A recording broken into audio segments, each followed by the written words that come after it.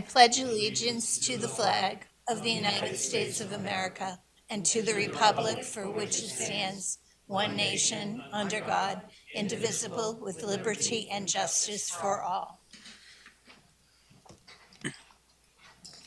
Okay. There are no objections. I'll waive the reading of the minutes of February 22nd, 2024 and place them on file. Remarks by chairman. Just everybody remember that you have to make the green light come on if you want to speak, otherwise nobody hears you. The other thing I want to bring out is the $8.5 million bond was passed by the Board of Aldermen, so we'll be having some additional things to approve for Main Dunstall and Birch Hill tonight. Thanks for everybody coming out in the rain. The other thing is any administration remarks? Superintendent? No? Sean? Yes, just next month's meeting is a week earlier. It's the third Thursday of the month instead of the fourth. So it's February, April 18th. Same time, same place. All right, with that, we'll go into items for discussion. And we'll start with the architect's report from Harriman. Jamie? Good evening, everyone. Jamie Willett with Harriman. I did pass around a memo. Everybody should have that as our name at the top. I'll kind of go through that as a guide for our agenda. At the Brian S. McCarthy Middle School, we are continuing our construction administration tasks and coordinating with school folks and Harvey. Furniture installation is currently on track for the early May phase 1, which is areas B, C, and D of the school. That is the classroom wings. And then in early June, phase 2, which is we'll call it the public side of the building, will start to receive its furniture. There is a furniture pre-installation walkthrough scheduled for April 9th with the furniture vendor, Hertz. We will be attending with that with Harvey and school folks, and this is just coordinating the efforts to move the furniture in to the school. At a few of the JSSBCs, we've been talking about some additional furniture needs, and a lot of it really is to do with the band and chorus program, as well as a podium for the stage. So we've been helping coordinate what's needed there, and there's 4 proposals that were in the package, or your package, that I'll talk to tonight. 2 of the proposals is really one element, just they split it into 2 for some reason. So I'll go through that as I get into that. So the first quote is for a new, and in the package it would look like this from Hertz Furniture. So your in your package from in the website or your access. Just making it clear that's not part of my stuff that I handed out. So the first piece furniture from Hertz is 702418. That's at the top right of their quotes. It's for new chorus conductor set. There was a need or a request for a new chorus conductor set, which includes a chair for the conductor, a music stand, and a podium. They offered 2 price options for that. The first option was by National Public Seating, CCS Classic Conductor Set. The cost is proposed to be $2,400, $406.58, and that includes the shipping and install for that. That option includes a conductor's podium, stand, and chair, and it does not include an equipment tech bridge and conductor stand basket, which is part of option 2. I will be recommending that particular option. It's a good quality product, and it's a better cost. It doesn't have those 2 pieces, but if you were to weigh those additional pieces, the cost for those individual pieces back on the option one set, you would still. So option two is by Winger. Winger is more, what's the word to use? It's a more notable product. It's kind of the basis of the music industry furniture. They're the market leader here. So the word is the market leader they've been doing business for a long time, and they do typically have higher prices. So you'll see that as we review these proposals. So option two by Winger is called as a flex conductor system. The cost proposed was $6,268, and that includes shipping and install. It includes and still includes, as the other option did, a conductor's podium, a stand, and a chair.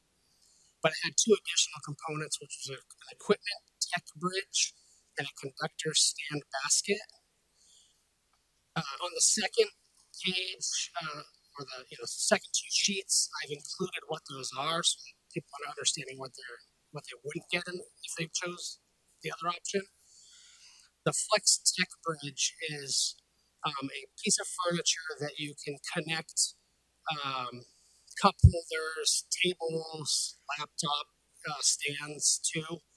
All those pieces that you would attach to it are not part of this proposal, so you have to buy that stuff optional after. And then you can kind of see on the last page in the front of it where that tech stand has a cup holder. Cup holder has a laptop on it, so that's what you get in just that bridge piece to hold those pieces. In that image that has all those different pieces, the podium would be included, the stand where the person's sitting, as well as the chair that's on there. That's already in the package on both of them, just by different manufacturers. And then the last page is the conductor stand basket. And so really those are just a couple of baskets that hook under the podium, and I've kind of tried to highlight those in red on that back sheet, what those are. So because we have three sets of quotes, Alderman Dowd, I think it would be beneficial to kind of do one set at a time, Right. and that way we can answer questions that I kind of probably made a little bit quirky. But Okay, so the first item, I'll need a motion to approve option one of the new chorus conductor set from Hertz to amount not to exceed $2,406.58 and is recommended by Harriman. Alderman Wilshire made the motion. Questions? Seeing none, all in favor signify by saying aye. Aye. Opposed? Motion carries. All right. the next set of, I think it's two quotes for that one. Yeah, the next set of quotes is for new music stands and music storage folio cabinet. So the music stands are what the students would be using to hold their sheet music while they're playing their instruments or singing. The ones at Elm Street that exist now are in poor condition and notably aged. So they were requesting some new stands for the classrooms, or for the music and band classrooms. So option one was Hertz quote 703792. That's by Marco. The cost for that product, that manufacturer, is $9,130.65 and includes shipping and install. I understand that product has a 10-year warranty on it. And also, Hertz actually offers a lifetime warranty on both these options anyhow. And I do have a copy of the warranty if anybody wanted to see it, but not in the package here. But option two, and Harriman would recommend that one again. It's for the cost of it, for the quality. It's a well-known product as well. We'd recommend that option. But option two is Hertz quote 793, and that's by Winger. And the cost for that option is $11,435.59, and also includes shipping and install. So they're they're equal products, just one different manufacturers. Okay, I'll need a motion to approve music stands and music storage folio cabinets to Hertz. uh, um, Option, which is option one, the cost of $9,130.65, and is the recommended option by Harriman. So moved. You, any discussion? None, all in favor signify by saying aye. Aye. Opposed, motion carries. The last bit of furniture for tonight is for a new lectern. This lectern is for the stage, the performance stage. It's in front of the cafeteria area. And two options are proposed there under Hertz quote 702422. Both products are actually very, very similar in aesthetics as well as quality. They're both good quality. Prices are very, very close. Option one by KI Furniture, the Aristotle lectern, cost is proposed at $580.44 and includes shipping and install. And option two by Global was $20, a little over $20, or a little less than $20, less $560.83, and that includes shipping and install. We recommend the lower cost option two. All right, we'll need a motion to approve the new lectern by Global at a cost not to exceed $560.83, recommended by Harriman. So moved by Alderman Wilshire. Any discussion? Seeing none, all in favor signify by saying aye. Aye. Opposed, motion carries. Jamie? So moving on to the next project, Pennachuck Middle School's air conditioning project. We are continuing construction administration tasks.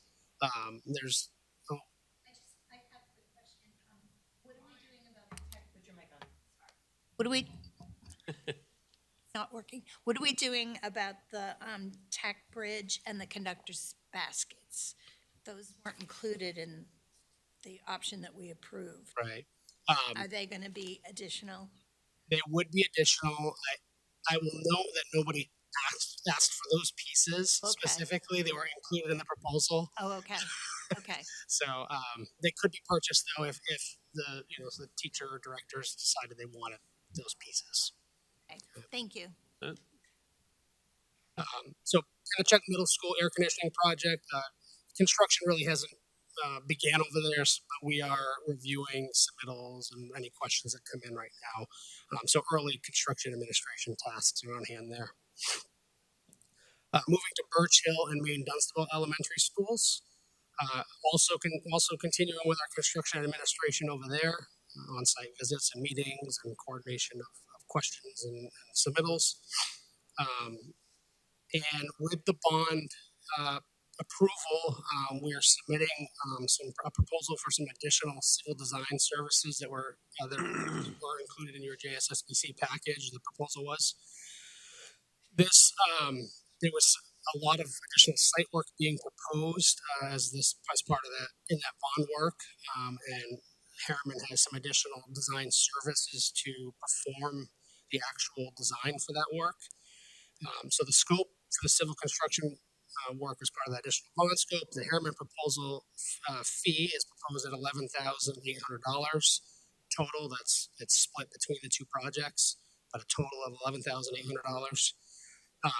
The scope of the work that we are addressing includes bituminous or paving improvements in areas of seal coating, updating several sidewalk locations, addressing handicap ramps at the entrance of the school, updating areas of curbing around the paved areas, reviewing the security bollards at the main entry and cafeteria at the front of the school.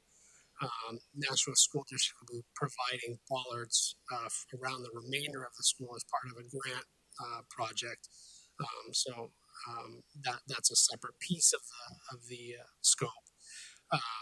Our scope of services would include site investigation, review the existing conditions of all these elements, civil design, we do civil design documents for the scope of work noted above, review of our documents with the Nashua Fire Department, which includes the bollards at the front. They want to review those. Issuance, we would issue documents for Harvey to Price, and then they'd come back to the JSSBC with those. And then we'd also have additional construction administration tasks for the civil team to be out here and monitor that work and review submittals and RFIs. Okay, this was taken into account when we did the proposal for the extra, for the bond for the extra money. We need to have this work done because they need to do the design work, do the drawings, so that the Harvey and the other contractors can follow the drawings, and the drawings have to be submitted to the city so that the city planning department has them. So I'll need a motion to approve the additional scope of work for Harriman, for Birch Hill and Maine Dunstall Elementary Schools in the amount of $11,800. So moved by Alderman Wiltshire. Any discussion? Please. Yes, Alderman Sullivan. I'm looking at the, so I printed out the renovation project budgets for everything. And what I would love to see, which no one can see here, but I've made a pretty little pencil drawing, is it would be great if we had maybe a call out on the side of additional items that we approved and that we're doing, just so we can have an idea of what that is. Yeah, the additional costs, we're gonna go through this later, but the additional costs were added and they will then fall into the budget, and we haven't got far enough to put them in the budget yet. Tonight, we'll be getting cost items from the contractor for this work, so we'll have the exact amounts to plug in. Right, so what I'm asking is, instead of baking them in here, is it possible, I mean, we can put them there, but can we also have a call out of what it is we approved? Each item? We can do that. I mean, if it's, if it lines up here with Yeah, the line they'll- items, I'm not asking. They'll all be in copies of the PCOs that we'll be talking to tonight. so, Okay. Okay. Okay, Alright. yep, thanks. So the motion on the floor is to approve the additional Harriman fee for $11,800 for the additional work just authorized by the Board of Aldermen. All those in favor signify by saying aye. Aye. Opposed? Motion carries. Are you done yet, Jamie? Yes, thank you. I meant the work, not the, Oh. Almost. almost. All right, let's see. So.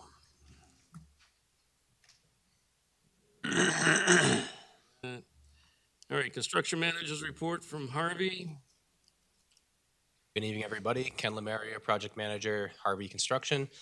I know we've got quite a bit to get through tonight, so Brendan and I will give a quick spin through the current and upcoming projects, and then we've got some bookkeeping items to get through. So we'll start at McCarthy Middle School.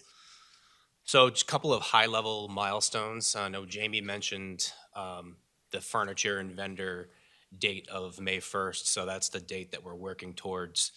We're working towards getting a temporary certificate of occupancy from the building department. So part of that starts with usually the fire department. So this month, I think 2 days per week, we've had the fire department walking through and pre-testing all of the fire alarm devices and all the floors and throughout the whole building. So you can imagine that's a time-consuming process. So we like to do the pre-checklist before we do the final life safety inspection that'll take place in the middle of the upcoming month. So once we have the life safety approvals, well, that next comes the elevator inspections.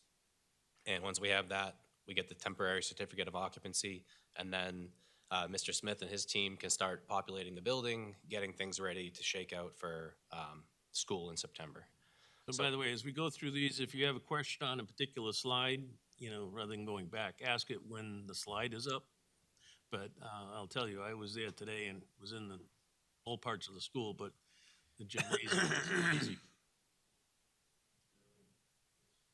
Say 99% done.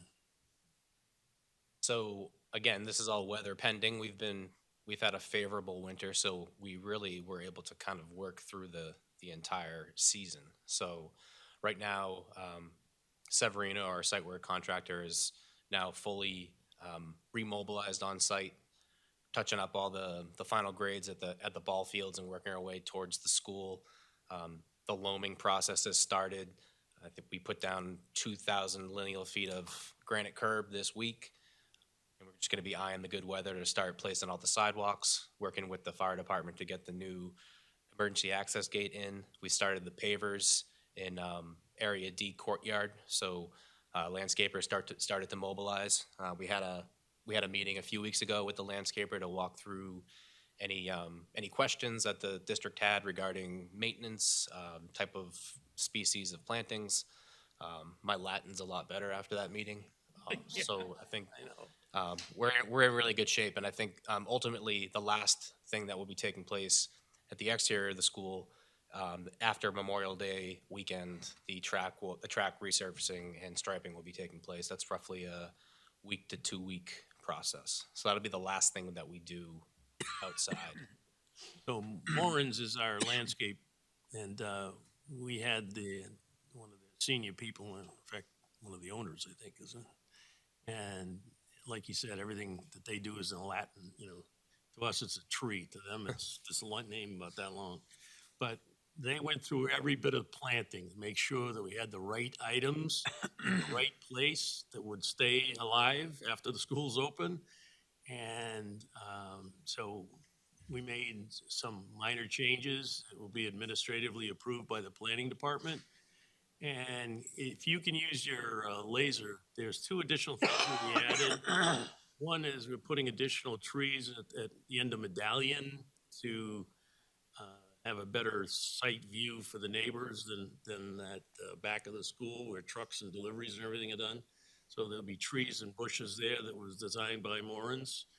It's not excessive in cost, but it'll be really good for the neighbors.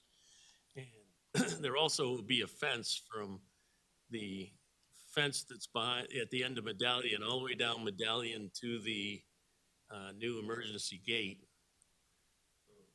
emergency entrance and the walking entrance.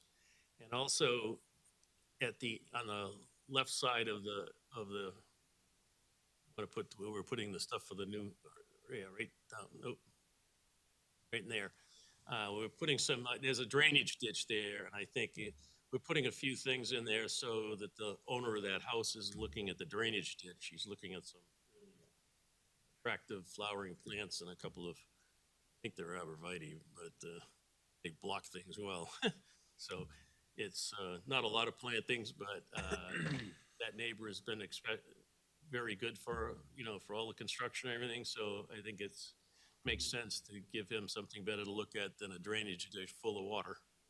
I agree. So part of the origination of this discussion was we had a favorable buyout and buyout savings in this particular line item. So building on what Alderman Dowd said, the neighbors have been very patient with us throughout this long project. So I think it's short money to. So the bottom line is it's no additional cost, and we still have a savings in that line item. Question, Alderman Sullivan? Comment, I just wanted to say thank you for your prompt attention to the trash for the folks on Cherrywood. That was great. Thank you for that. It was a lot. Oh, it was? So thank you for telling us. Yeah, of course. Yeah. And by the way, if you get down to the school site now, most all of the things that cause trash are all gone. The outside of the building, I think when do we say it's going to be totally complete on the covering? We'll be fine. We'll be paving in April. So. No, I was thinking of the siding. Oh, done. Envelope. You're correct. Envelope. We're relatively complete. It's really just detail work at the moment. All the sunshades are on, and they're getting rid of as much of those things that you see there, construction things, as possible. Question, Alderman Lopez. Just a point of curiosity, have any of those houses tried to sell since we put the school in there? I think 1 or 2 that I'm aware of. I do know a friend of mine lived 1 street away, and when he sold his house before he went to Europe, he got $20,000 over the asking price. I mean, I would imagine that the construction and all that kind of stuff, they were not looking forward to that for a couple of years. But then the end result is like, there's a school in front of your yard instead of the trees. People that have kids love the fact that they can walk to school. Yes. That was gonna be my question is when can we expect those trees to be offering more shading for the houses across the street from it? One of the things that Moran's added to or suggested was we were putting in larger trees. If, can you go back one slide? See those trees that are right there now? They're about, Like saplings right now. well, there's only those trees. There's more trees than that, but they're about what, 20 feet high? They're not little twigs. They're good No, size. but with the expanse of the school, like, they can't be blocking much for the neighbors.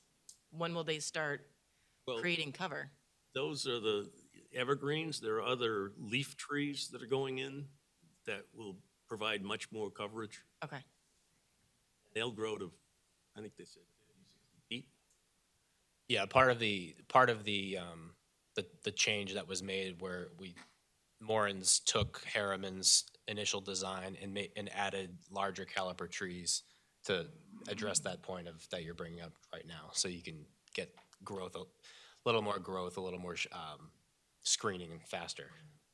All the vegetation is guaranteed by Moran's for a year. They will maintain it. Okay, moving to the interior of the building. So Jamie mentioned buildings B, C, and D. Those are generally the classroom wings. I looked at the punch list today when I was there with the team, and we've got only 200 open items on all three buildings. So relatively complete on the punch list process for those buildings.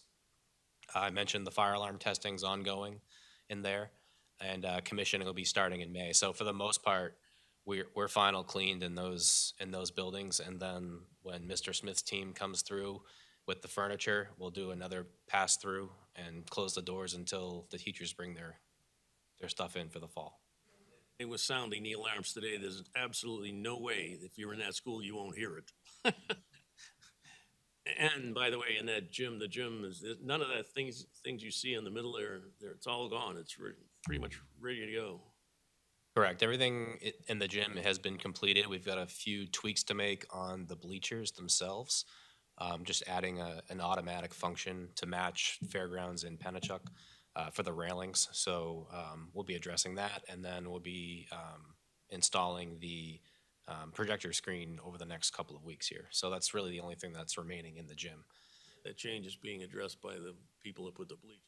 Correct. Moving into, this is the rest of Building A. So Building A is, the Unified Arts, administration, back of house items, kitchen. So this is the view of the Learning Commons, much further along today. You can see the custom graphics that this committee voted to add to the coiling shutters going into the kitchen. So finishes are really going along very well in Building A right now. So probably going to be, I think we're going to be punch listing this in the middle of April, late April, and getting ready for that second phase of furniture in June. Bump outs, that's the library. Gillian's favorite place in the school. Alderman Lopez? Is this Graphic Stallions? Is that their Mustangs. Mustangs? Okay. Sounds better than the horsies. Here's a view of the kitchen. So we actually had a, it's timely, we had the food service group walk through today, and everything's A-okay, all thumbs up across the board. So that's good. It's a good thing. Any questions on With the kitchen at Elm Street, you can see the vast improvement. any questions on McCarthy? Sullivan? Thank you. Percentage done. Sounds 95% done. I'd put it at about 90. 90. Yeah. There's quite a bit of work to do outside. We've got 2 or 3 solid months worth of work outside. But the building. But the building and then the Yes. outside. Accurate, 95? roughly, yeah. thing we don't have pictures of is all the offices that are just have the sheetrock up yet, just the aluminum studs, right? Oh, the administration? Yeah. They started the millwork today, so they're roughly complete. Pretty far along though, and we're gonna have we're gonna set up 2 dates, a middle of the week date after, say after 5 o'clock. 2 o'clock. Anytime after 2 p.m. And then a Saturday.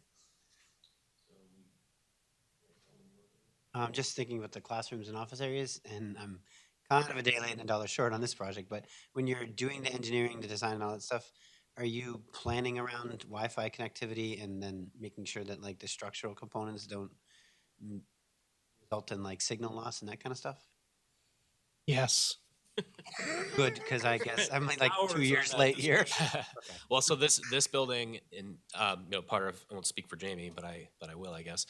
So there's hardwired components that are run throughout the building infrastructure, and then there's also wireless access points that are strategically placed throughout the building to ensure that signal isn't lost. Yeah, just about it. I think just about every classroom has a wireless access point. So And we have the BDA system, so the firemen will contact each other, Good. right? the bi-directional amplifier, so it helps extend, and BDA is the proper term, but that's what it stands for, and that helps bring their walkie-talkie signals throughout the building. Any other questions on McCarthy? Okay.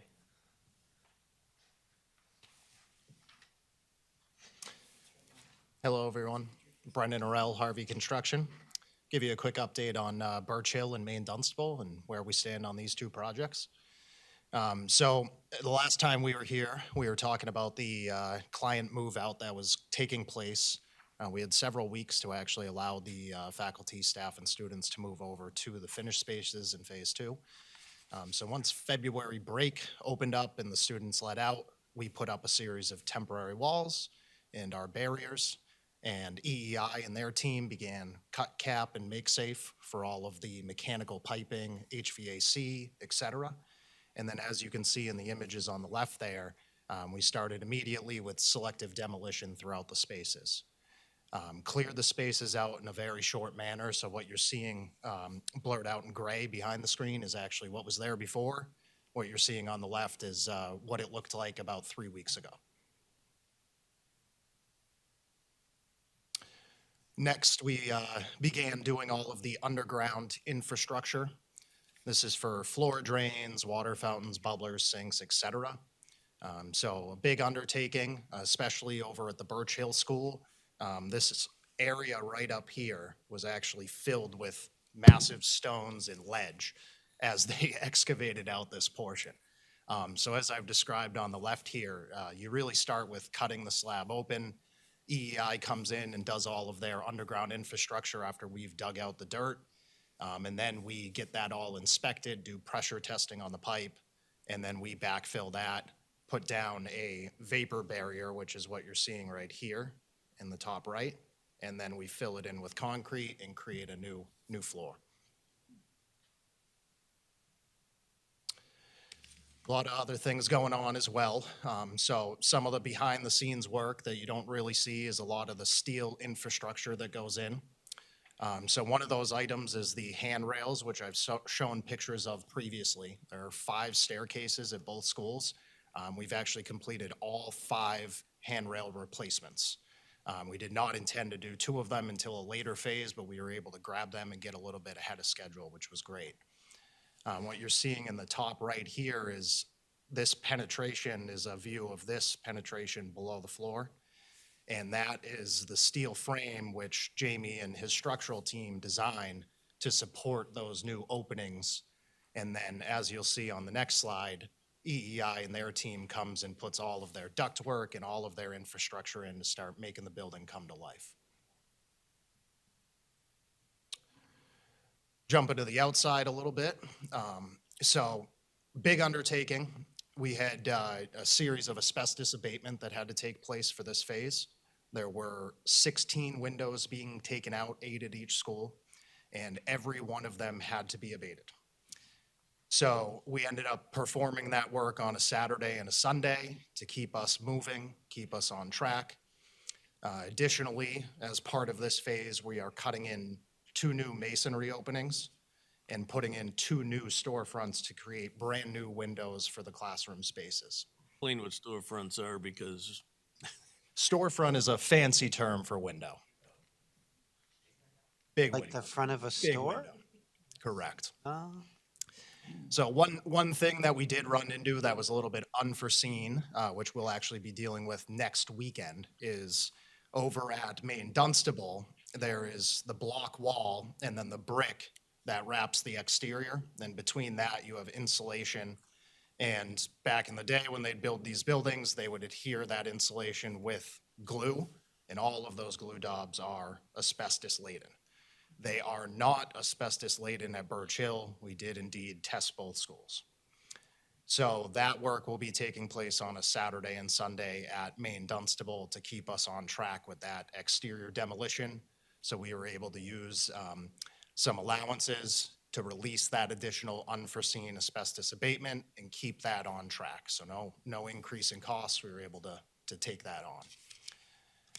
We also hopped up to the roof as part of EEI's work. We put in some rails to support their new equipment. And then these are actually 2 vents that they have to get fresh air and let exhaust air out of the building.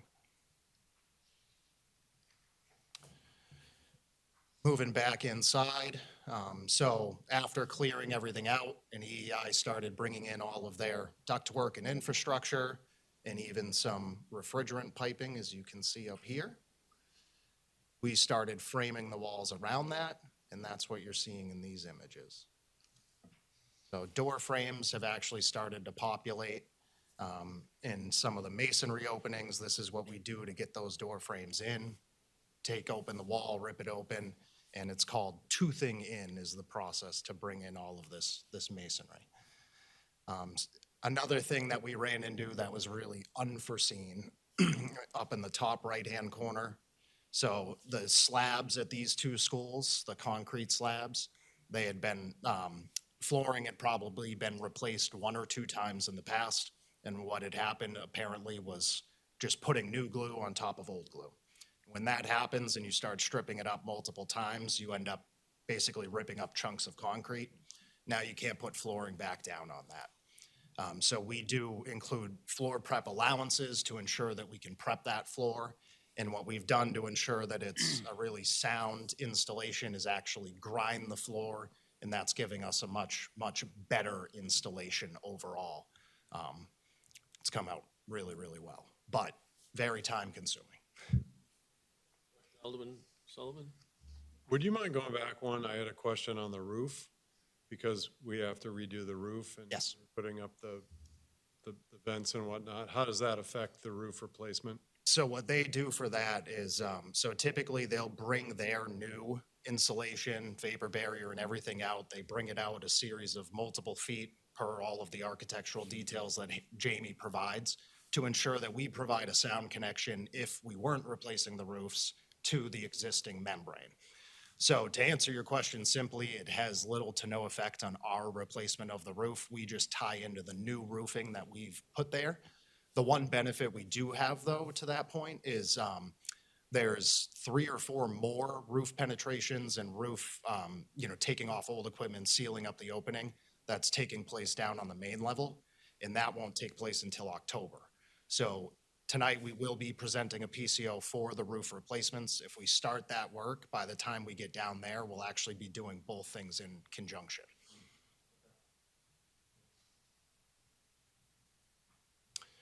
Few other images. So very quickly after ripping out all of the openings over the weekend, we got new windows in those openings. So these are the storefronts, and these are actually the operable portions of the windows. I'd referenced in the past, those operable portions were delayed previously as a result of the hardware, and we now have all of those for the entire job.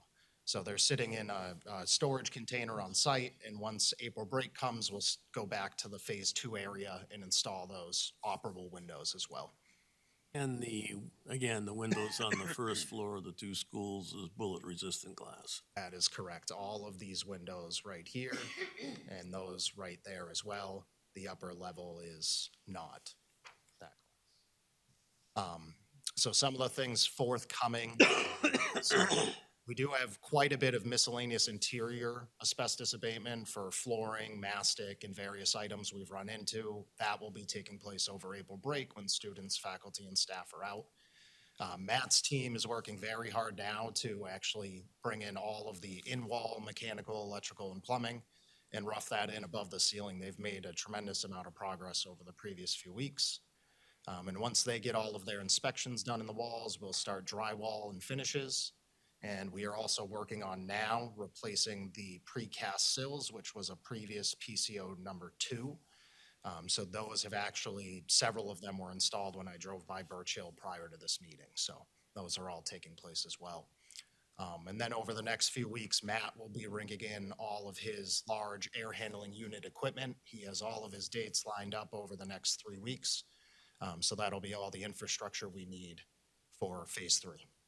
Going to plan for visits during the April vacation, but I don't think you want to be in there when we're doing abatement. Yeah, I'll go a different day. Yeah, so we'll find a date. I'll address your question. Oh, yes. I have a Leo? question about the windows, the operable part of the windows. Yes. Looking at them, does just that bottom section slide up or does it push out? It pushes out. It pushes And out. the top is stationary? That is correct. Yes. Any other questions on Main Dunstable or Birch Hill?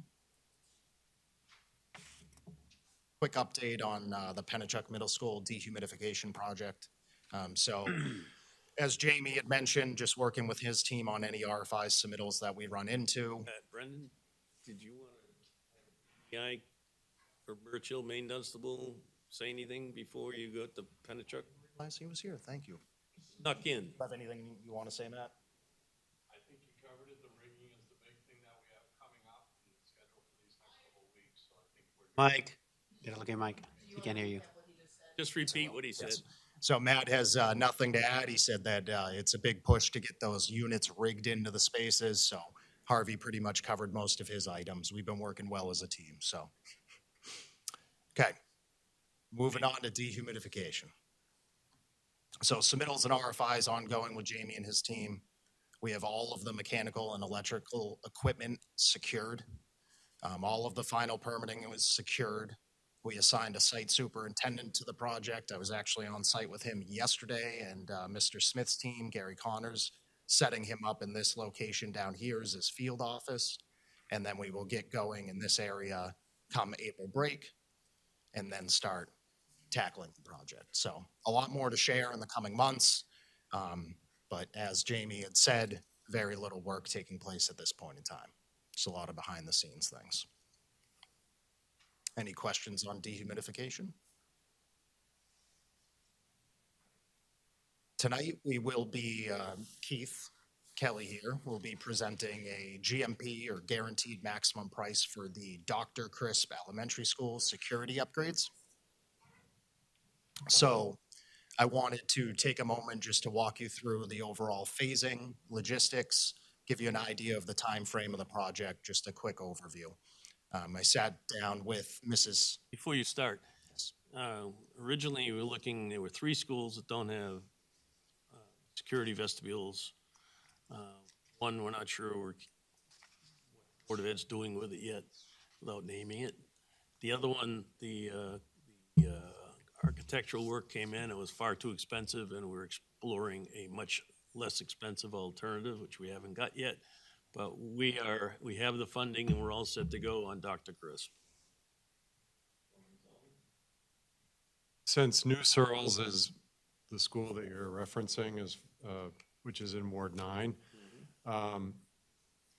is the plan that if one of these schools is under budget, that we can slide some of that money over to get that done? The monies that were bonded were for the cover the three schools, almost like the the middle school project.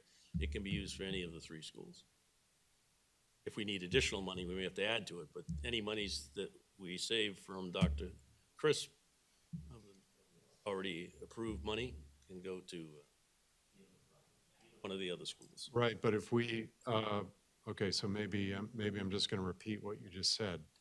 But if we're under budget at the middle school, understanding that we passed a bond, we would just have to pass a resolution to reassign that money over to a different school project?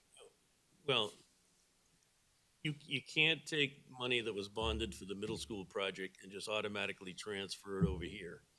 You have to go through a two-step process. The people that bought the bonds, it's a little different because right now we haven't sold a $10 million bond. So the way it would work is if the 10 million bond hypothetically turns out to be 8 million or 7 million, we could approve additional monies to do new Searles, and it wouldn't change the bond structure because the McCarthy bond has been reduced. If we had sold a bond, we can't take money, a bond that was sold for a specific purpose, and then repurpose it without going, the people that buy the bonds don't like that, and the bond company doesn't like that. So we would have to reduce the bond if it had already been sold, and then reallocate a new bond for the project.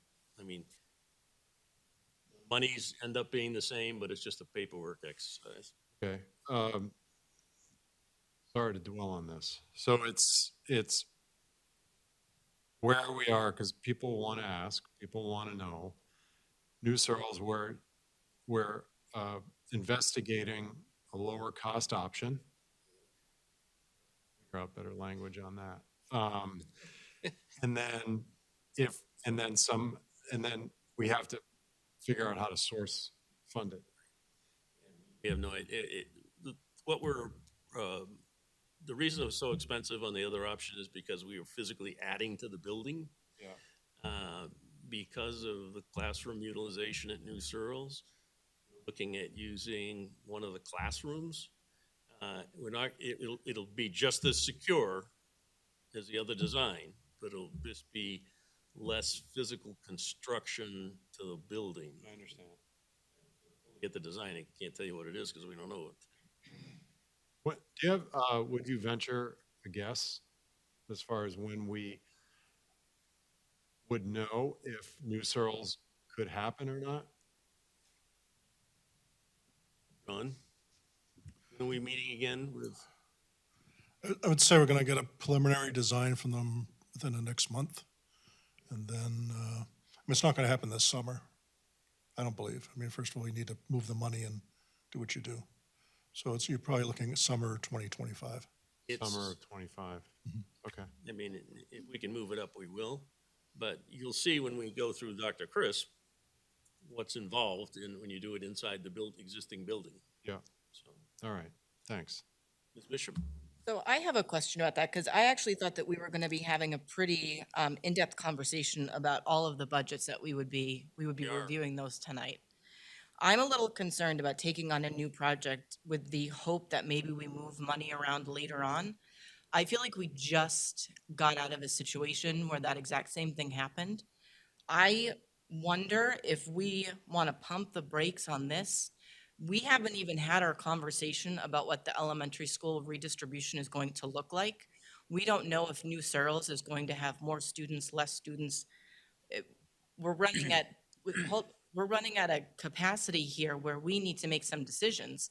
I'm concerned about investing millions of dollars into additional projects for the district without knowing what the district is going to do. The fact that we're saying we're not going to do Mount Pleasant because we assume something about Mount Pleasant that we haven't even had a conversation about, to dedicate this money to Dr. Crisp, not New Searles and not Mount Pleasant, we're making decisions that the school board hasn't even talked about. And I feel like we get into these situations a lot where we're spending money that we hope to have later on projects that we need. We absolutely need these projects done, but we're coming up with the prioritization of them without including the school district. Two things. One, I pretty much agree with everything you said. But the other thing is that there's a majority of the Board of Education on this committee. So you're aware of what we're thinking, and believe me, until we have a design and know how much it's going to cost, we won't be bonding anything. But we're looking at We talking would have about to have an Dr. input Crisp's side. from the Board of Education that you want us to proceed with doing the security vestibule before we ever go for a bond to cover any additional cost. Right now, we already have the bond to cover Dr. Chris, and the work is underway, so that's something that needs to be done and will be done this summer. But as far as new Searles, we have to get the idea for the new design. It's not the back of an envelope, but it's a preliminary drawings and say what they think needs to be done. And in conjunction with the construction manager, we have to figure out how much that's gonna cost before we go in for a bond. No, I think all of these are really big projects. I'm just hesitant about making decisions about anything, bonding or not, when the school district hasn't had the conversation about what redistricting is going to look like. We're investing money into schools that we don't know what the outcome is going to be. And I'm not saying we're closing Dr. Crisp, and I'm not saying we're closing New Searles, but to sit here and say that we're probably closing Mount Pleasant, so let's take them out of the conversation, I think disenfranchises a lot of students and parents within the district. It was taken out of the conversation because no decision was made on whether you were or weren't keeping Mount Pleasant. When you make that decision, then it comes back into the fold. And these programs may not happen as soon as we'd like to have them happen because of the situation with bonding. So I think that you will have time to make your decision on what you're doing with the elementary schools before we spend any money on any additional school projects. But we're Except for starting the design. Dr. Crisp project right now. We're too far along on Dr. Crisp to change horses now. I mean, it's only doing a security vestibule. Right, we're only doing the Not security rebuilding the vestibule, school. but we're also saying that we need to have the other security vestibules done, and we're hoping we have money left over. If not, we have to bond the whole thing. I would like to know what all of the schools need so that we're properly bonding for the most important pieces before we commit to bonding more money. Well, the original bond was for $2 million. We're getting the guaranteed maximum price tonight to approve for Dr. Crisp. But I can tell you, if we stop Dr. Crisp right now, you may not get any of the security vestibules done. I Well- can't say that for sure, but I don't want to be in a You can't position push where it we're off. coming back asking for more bonding money because the joint special got ahead of ourselves. Could I offer something? Yes. And I agree, I think that Ms. Bishop brings up some good points, because I think when we bonded the money for that, I think a lot of things changed in the school district where we started redistricting and we started moving things around. That it may be not the red light, but maybe a yellow light where we say, maybe we do have to pause until the school district is done doing what they have to do. And then once they figure that out, then move forward with it. I think that's what she's asking for. are you trying to say that Kind of, I do agree with that. we want to stop work on Dr. Crisp? Because if we do, if we start it up again, the cost will escalate, may even go over the 2 million we already have. And Well, that's a threat in heaven everything, isn't knows, it? you know, I think we have a lot of projects that we're managing right now. I think it's a little overwhelming for this board to be getting all of this information at once, one night a month, where we're voting on millions and millions of dollars worth of work, and we're adding more work on top of it. And we're obviously running short on other projects because we've had to go back and ask for more bonding. If we took our time and we were a little slower in this and we did one less project at a time, maybe we wouldn't have the mistakes that we have. So I think slow and steady may save us money. I think we've solved the Main Dunstable Birch Hill problem. Well, we And solved that it was, by kind of that was, taking it on the chin. that was, I don't want to take it on the chin again. that was a different issue, but, you know, we've got 18 schools. 17 of them have security vestibules. Do you want to address the parents on why you don't have security vestibules for these other schools? No, but I don't want to address the parents about why we're picking Dr. Crisp over New Searles. Because And if it's just is because that of money, this project fits within the monies we have currently. well, the monies that we have currently is because we asked for a bond to cover this project. So this project is already underway. If we stop it, I think we're gonna have issues, and you may not get any of the security vestibules. But, sorry. Sullivan? If, can we, instead of guessing, can we find out, okay, if we don't move ahead today, March of '24, find out from the school district how much more time they need to figure out where we want to start? Because we're still, at the end of the day, we're still going to do the project. And then we ask Harvey to say, okay, if we hit pause now and we start in, I'll just pick a number, 3 months, what's the delta on the project? Because it's 1.3 now. If we don't start now, but start later, what's the delta on the project? Because then that way we can make a better decision. Then we have everything in front of us. I'm gonna turn it over to Harvey in a second, but we're trying to do Dr. Chris primarily when school's not in session, although the schedule calls for us to start before school ends. But these projects have to be done when school's not in session because we're working inside the school and we're moving all kinds of people around. Do you want to, Harvey, somebody from Harvey want to address? Sure. Good evening. My name is Keith Kelly. I'm the Director of Pre-Construction and Planning for Harvey. I was here last year about the same time, presenting the GMP for Birch Hill and Main Dunstable. Regardless of the decision being made tonight, if it's not made in the affirmative, we will miss the summer opportunity to do any work. This is the project that is the furthest planned relative to getting it done this summer. That's the urgency that we're here for. The reality is you're going to make the decision you need to make that's best for your citizens and your students and your faculty, and understand that not deciding on doing this project tonight, it will not get done this year. Both projects, all three projects, whatever they may be, would be a next year project just because of planning and the impact that it has on the schools. This project was given to us last year as construction managers last year with the understanding that we would be doing it this summer. So there's some history here relative to the projects themselves. So that's not new, but it's the urgency that we see here tonight is relative to getting it done this summer and having the minimal impact on the operations of the school. So that's why we're here to talk about that. We'll do whatever you want to do at the end of the day. That's what we're here for.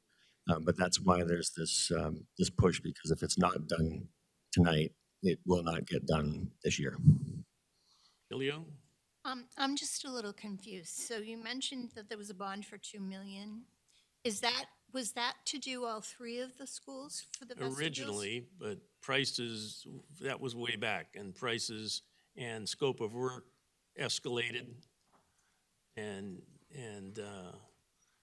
prices went up, material prices, and when they got in and did the design, found things that had to be done that, you know, we're trying to change the way we do bonding. We want to get the prices nailed down before we actually go in and get a bond. That's a whole different story. So, but in this case, they did an estimate based on what we knew at the time, and it was several years ago. And at that time, we thought we could do all three schools for $2 million. That didn't take into account that we were adding on an addition to New Searles to make it work, which we're not even thinking about now because of the cost. That cost came in originally at 2.7 million just by itself. proceed with Dr. Chris was because this fits within the scope of the $2 million already approved. And I can tell you that if this pushes off a year, even, we won't even have the money to do Dr. Chris. So if you're getting to a position where you're gonna close elementary schools, you really need to make that decision fairly soon. No. But Right. That's I why we don't need to have think- that conversation. But I don't, I But it think could that- be but it could be a conversation that comes back to and mind you, I have not spoken to anybody about this. It's just me in my head for the last several days. Is we could have the opportunity. We're looking at some of the oldest schools downtown. You've got Amherst Street, Mount Pleasant. Dr. Crisp obviously needs work, but maybe the board comes to a decision where we want to close Amherst and Mount Pleasant and build a newer school that accommodates all of those students and is fresh and new for everybody. So now we're gonna bond for a school that's under well, Dr. Crisp isn't under capacity, but we could possibly be looking at different construction projects that better meet the needs of the students. But we haven't had that conversation yet because we've been dealing with everything else. I think we need to have a conversation. We need to start up our redistricting task force to talk about what the elementary schools are going to look like, what is in the best interest of our citizens. We have a changing evolution of student needs where they're not fitting into the schools that they have now because they have higher needs, just like we have all of the wonderful extra stuff at McCarthy, but we're not going to know what those needs are until we get the community together to talk about what they want for their kids and where they want their tax money to go. So I'm hesitant about starting up any elementary school projects until we know what we're doing with the elementary schools. So two things. One, and I'll speak for myself, but then I'll let the other aldermen speak. If you were thinking of building a new elementary school, you're 5 to 10 years off before it can get built. Then how would we be able to do Mount Pleasant? Not gonna be able to do Mount Pleasant anytime soon, is from what, So 5 to 10 years from Mount Pleasant? Because we're looking at the same amount of money to build a new school. I mean, there's a new committee. Do you want to address that? Can you put your mic on, Mic. Alderman Wilshire? Sorry.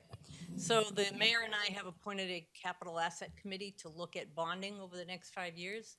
And our goal is to not spend more than $30 million a year for the next 5 years. So I don't know where school projects fit into that.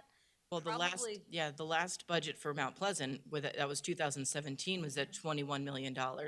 And if we're saying that we're not going to be able to afford a $2 million vestibule for safety at Dr. Crisp next summer, I doubt that it's close to $21 million from 2017.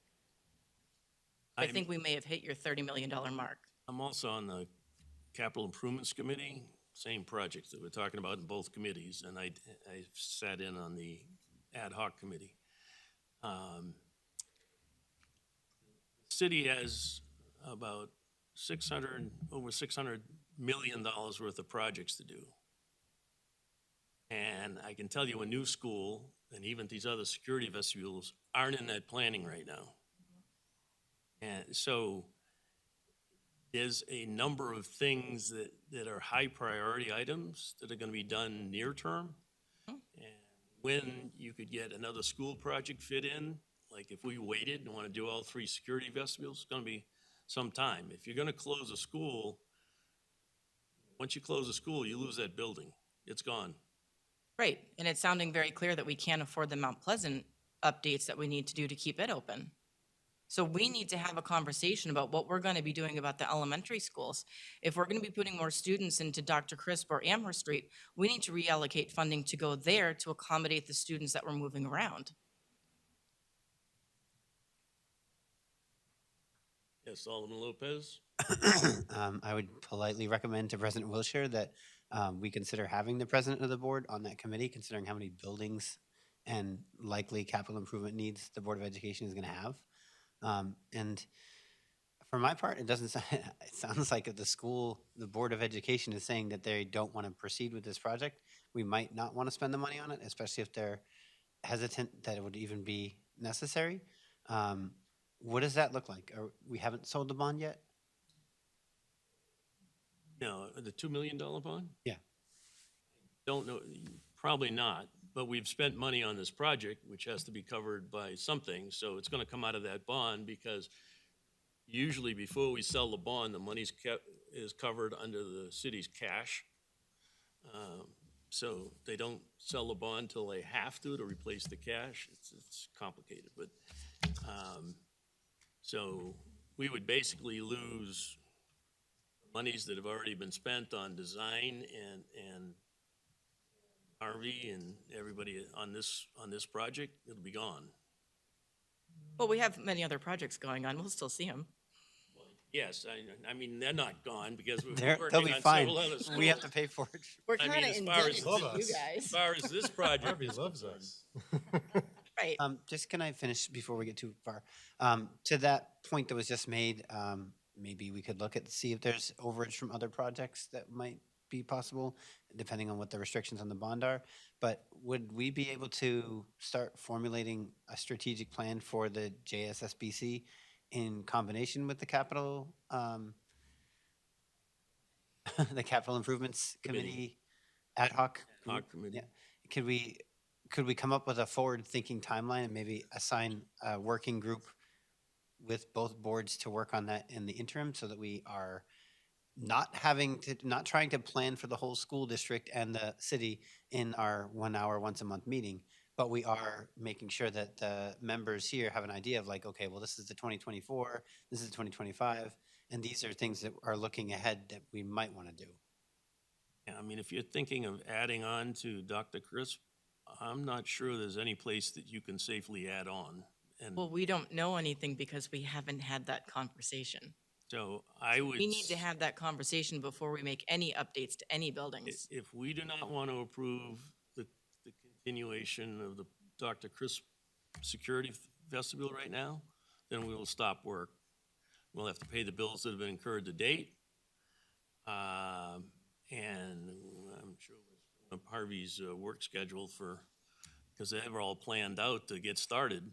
Well, And- they but- shouldn't have planned it out but- until they got approval from us to get but- going. I think, you need to, the Board of Education needs to come up with a plan Mhm. as to what you're going to do with the schools, then get back to us. Mhm. I don't think we can wait too long on I don't think we can wait at all, Dr. Chris. If we don't do it tonight, it stops. Well, I think we can wait a couple of weeks so the board can start having a conversation about what redistricting looks like. I think committing us to these projects without us knowing what our plans are, I mean, these don't go up in smoke if we don't vote on them tonight. We can just post them out. If we don't do it this summer, it sounds like you can do it next summer. It sounds like we have the 2 million available. If it's more than $2 million, we've gone back for extra bonds before. We can do it again next year because safety is paramount to our kids.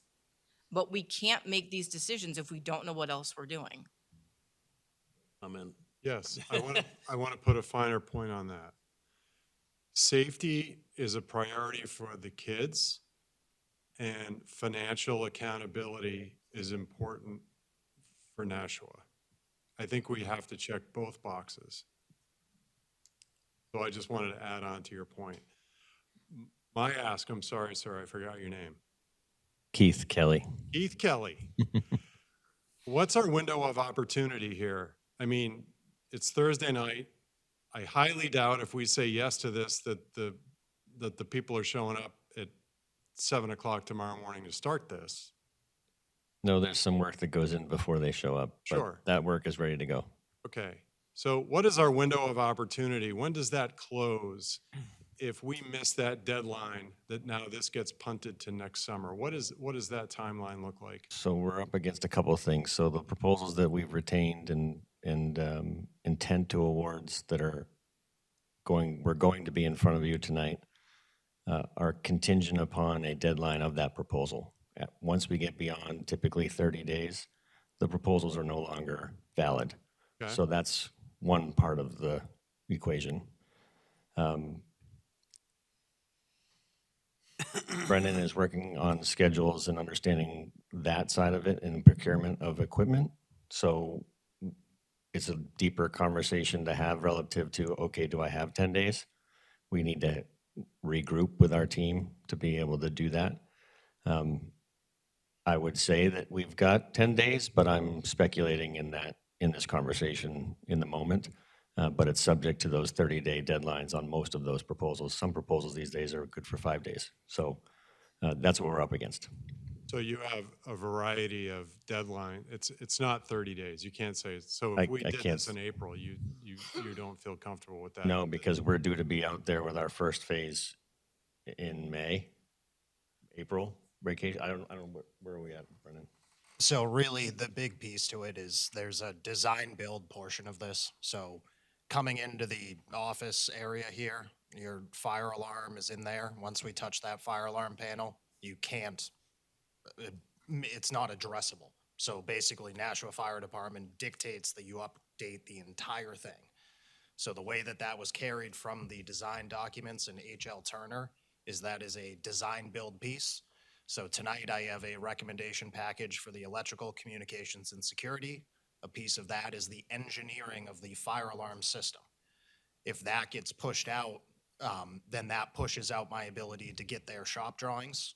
Those shop drawings have to go through the architects as well as the engineers, as well as Nashua Fire Department, the State Fire Marshal's Office. All of that is what we look at to try and make sure we can get in here and get this done over the summer. So the reality is if we did not present these tonight, I would have to regroup to see exactly how that would impact the schedule, but it would have significant impacts on our ability to get this done over the course of this summer. So do we think that the Board of Education is going to have an answer in 3 weeks? Superintendent, Yeah, I just, on the redistricting in 3 weeks, or the priority of these projects? well, I think the most that we could possibly delay would be, without canceling this till at least next summer, is probably 3 weeks. Beyond that, you can't do it this summer, so it's gonna go to the following summer, so you get a lot more time to make a decision. But you have to understand that the cost is going to increase, and you'll have to determine which schools, of the 3 schools that don't have security vestibules are closing and don't want a security vestibule. And then at that point in time, it's gonna be a lot more money that we're gonna have to fit into the bonding schedule, and fortunately, it's not a huge amount, as former treasurer of Fredette used to say, but it's still money that has to fit into that $30 million window that we've addressed. So I think a couple aspects, and I think this is a great conversation, and I agree with Alderman Sullivan. Safety is paramount, and then we just have to be financially prudent. But what happens of redistricting in 3 weeks, and I just want to be really cautious on kind of how I say it. So this board is a joint special. It's joint, and it's togetherness. But what I'm hearing is the Board of Education needs to decide so that the Board of Aldermen can decide on what's going on. To me, that's working in silos. There's nothing joint about it. When we redistrict the city or the schools, it should be a joint conversation. What does the city of Nashua schools look like in 2038? That's our incoming class of K who's graduating. That's 12 years out. So whether the Board of Education and Ms. Bishop was saying, what does the city want? What does our constituents want? What do our families want in our schools? And that has a major impact in how we redistrict. We need to be able to forecast what's the bonding schedule over the next 12 years, because that's going to impact the redistricting. This is not just where we're drawing lines on a map. This is really about what does the future of the schools look like. And so I think we need to take a comprehensive look for cohesion, and it's a joint effort, just not what does the Board of Education want, but what does the city want our schools to look like, and what does that investment look like? Because we can turn around and say, we want Mount Pleasant to stay open, and we need a $25 million bond, and there's not going to be a bond that happens. That's not working together. That's one side against another saying, all right, we'll keep it open, we'll make the Board of Aldermen the bad guys, or the board, right? Like that doesn't work. I think really if you want an answer of 3 weeks of what does the city look like, we had the conversation of a joint task force from the city side, from the Board of Education, major constituents on really forecasting on what could be a funding schedule or the bonding schedule to prioritize where do we need to go, as opposed to we have urgent decisions that have to make tonight so something could happen. But to the point of what's happening over the next 5 years, what are those priorities so that we can actually say, are we on schedule to meet those?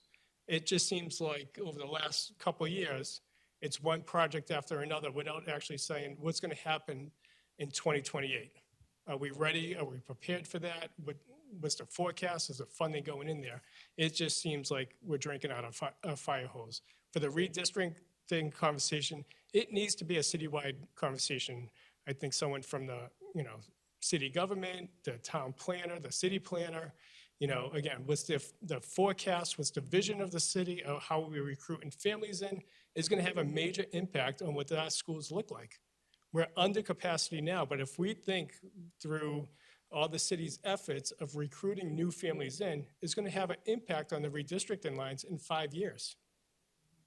We need to take that into consideration, and that goes into the bonding. How are we going to fund these projects? So I think there's certain things, and again, we can make the decision tonight. I don't think anything's going to happen with Dr. Crisp, and I think we can safely invest in this project. But what happens with New Searles or Mount Pleasant, I think we have time to make those decisions. So I think safety is paramount. But the redistricting conversations is really, what does the city look like in 2040? It's not that far away. And we need to have a funding mechanism. If we know there's no bonding, or there's $600 million worth of bonding that's going forward in the school construction projects are not going to fit into it, that goes into our planning. I think we need to know that. So again, I think it's a more cohesive joint effort into forecasting how are we going to invest in schools over the next 15 years, which plays an impact into how do we redistrict. So that's my 2 cents. Couple things. One, this committee is only involved in overseeing construction projects for the schools. This committee can't make any programmatic decisions, especially if it's totally in the purview of the Board of Education. And these 5 members of the Board of Aldermen can't make bonding decisions. I know that the ad hoc committee is going to be calling in Mr. Smith to talk about projects for the school district. I don't know how you set the dates yet. But they've only had one meeting of that ad hoc committee. And I think the next one is in April 7th, maybe. So, and I don't know who's going to be presenting. The CIC committee has already had all the different divisions in the city come in and give us their projects. And from a dollar standpoint, it adds up to over $600 million. That's not all bonds, though, and it's not all city bonds. So get into all the details of that, but the ad hoc committee is working on that $30 million a year plan, and we would need to have. The way it works is Board of Education figures out what you want to do. And then you come to the joint special and say, I want you to consider doing this school project. We talk about it, and then we vote on it, and then we go in and get the bond money for it. It's not quite that simple, and then the project proceeds. So what the school district wants to do from an infrastructure problem, you have to tell this committee what you want to do. Either do something or don't do anything. It's that simple. But one of my concerns about the process with this is nobody on the Board of Education is in the meetings when we're talking about what are the building priorities. You and Sean have those discussions. It doesn't come to the board, it comes here. The board doesn't vote on what comes to the joint special except when we want to bond something. I would like to see us have more involvement prior to coming to the joint special about what are our priorities, because I've been on the board now for 6 years and I've never been asked, do I want to put a roof on a school? It's we need to put a roof on a school, we have leaks, and that's how things come to joint special. It doesn't have anything to do with like the growing of the district, it's just Band-Aids. So we never actually get to a spot where we're creating a district where we're evolving into some sort of future capacity. And I think if we're able to sit down and come up with what are the city's priorities in regards to what they want the city to provide for the students, how does it mesh with the school district's idea and matches up with the Department of Ed laws, and how can we come together and create a district where we're working within available funding for the city, working within the district's desire to produce for the kids, and the Board of Education is actually saying, we have a majority vote on this and we want to come forward too. I don't feel like we're all working towards the evolution of education. I feel like we're band-aiding things based on what's cheapest, what's most available, and which one is going to be picked up by a tornado quickest. So I would like to see a shift in how we come to this joint special in how we're meeting the needs of the students. So I'm just, and I think you can tell that I'm a little frustrated right now because I feel like we've been playing catch up on a lot of things because we're doing this band-aiding. And I think if we're able to sit down and come up with what is the plan, what are the kids in 2038 going to be graduating with? If we come up with that plan and we know what the priorities are from both sides, we don't have to just be band-aiding anymore. We could actually be doing some growth. The McCarthy Middle School is exactly the kind of project that we want to be doing. We want to be creating new innovative ways to meet students' needs. We want to do it within a responsible budget with a team that we trust. And we want to be able to open up opportunities within the school to provide even more specialized services for kids. I just think we need to have a shift in how we bring stuff to this table. And I would like to see that shift happen, I guess is the easiest way I can say that. But Mr. Smith has had his hand up the whole time. I I apologize. put it down after a while. Mr. But I Smith? saw it. It was turning blue, so. Mr. Smith? No, I just want to make sure that when we talk about 600 million, that includes the school projects already. So when I do what I do, and a little frustration on my part, I bring it to the Board of Ed. I say, here's the capital plan for the next 6 years. Here's a deferred maintenance plan for the next 6 years. Yep. And inevitably, you all approve it, and off it goes. When we decide to do a project, it goes through the Board of Ed. You know, the security vegetable project went through the Board of Ed. They all go through the Board of Ed. So if we need to change the process and what detail you get into, absolutely. Yeah, I think for one thing, we need a master plan. We don't have a master plan. I've been pushing for Right. that for years. That'll give you a good assessment of where all the buildings stand physically. But if you really truly do a master plan, and maybe Jamie can talk to this, you've talked to all the community members, you bring in everybody, and everybody has input into that plan. And it kind of looks to the future like you're talking about. But I just want to say we've had the opportunity to tell the city this is what we want to do, and we've done that. But now you're hedging a little bit. Like Dr. Yeah. Chris, this is the first time I've heard that Dr. Chris might be affected somewhat. I've No, heard. this happened in my head just like within the last couple of days. I have not had a single conversation with anybody on my team about anything. This is me going, what the heck? We just took a big one on the chin. How do we prevent this from happening again? Because I think blame is the lazy man's resolution, but we're committed to coming to the table and making solutions and coming up with processes in which we can be most effective with our finances and our planning and with our students. So I just want to be solution focused and not reactive. Leo? Yeah, I just want to make a comment, and then I have a couple of questions moving forward with this. Because I know that I think we're all frustrated that we haven't been able to look at the redistricting of the elementary school sooner, but we've had a lot of other stuff going on. And one of the things that we need, a piece of information we've been waiting for since the end of last school year is still an update on the cost to renovate Mount Pleasant. We keep being thrown out the 20 million or 21 million from, I don't know how many years ago, 2017. And yet no one has brought to our attention any.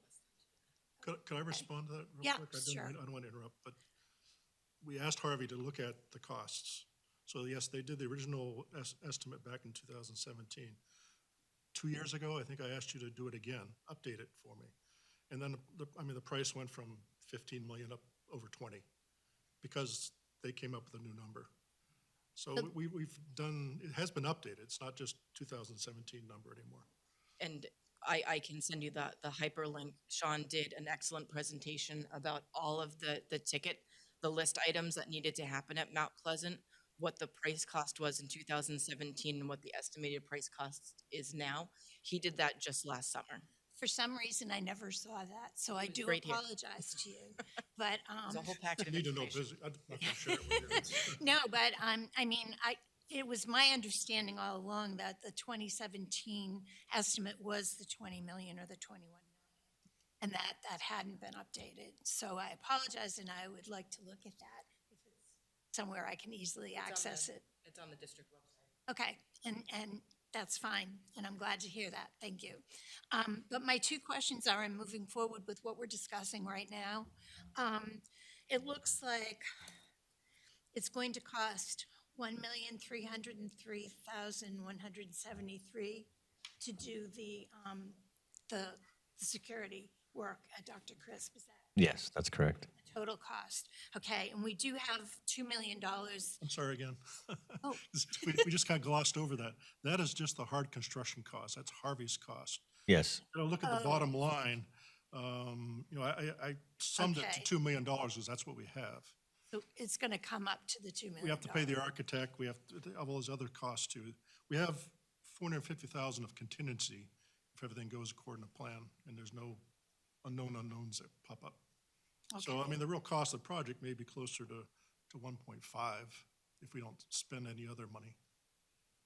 Okay, thank you for that. And then my other question is, if we decide tonight to not support moving forward with Dr. Crisp's security at this point, what exactly is the cost that's already been incurred? I can do that. Should be on that sheet, Sean. It's on the sheet, so if you approve the invoice, and you really should, because it's already been, the work's been done to the architect, we'll have spent $148,590. Now, that doesn't include any pre-construction work for Harvey. Typically, they fold that into their regular construction costs. But if we just said, okay, we're stopping the project now, I would fully expect them to come forward with pre-construction costs. They've already spent a lot of time. That particular pack. It's in your financial sheets.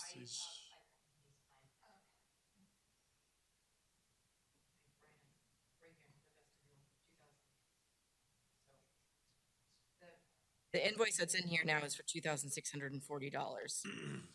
It's the only one that's labeled with Dr. Crisp. Correct. I'm sure you guys just haven't submitted your bills yet, though. So that's the one that's in the, yes. That is. You wouldn't get an invoice from us until we start construction, or our first invoice of authorization for the GMP. All set? Thanks for the clarifications, Sullivan? and I'm sorry. So a few things, Mr. Kelly, back to you, sir. Yes. We, Glad I'm here. I bet you're glad you came tonight. I had one line on this, mind you. I had one line. You probably rehearsed this. Yeah, all You're gonna day. nail that one line. line, and now I'm off script. I'm ready when you need it. So I'm leaning, just me, I'm leaning towards tabling it. But if we were to come back, our next meeting is in 3 weeks on the 16th. And if we, oh, sorry, my son's calling me. If we waited the 3 weeks,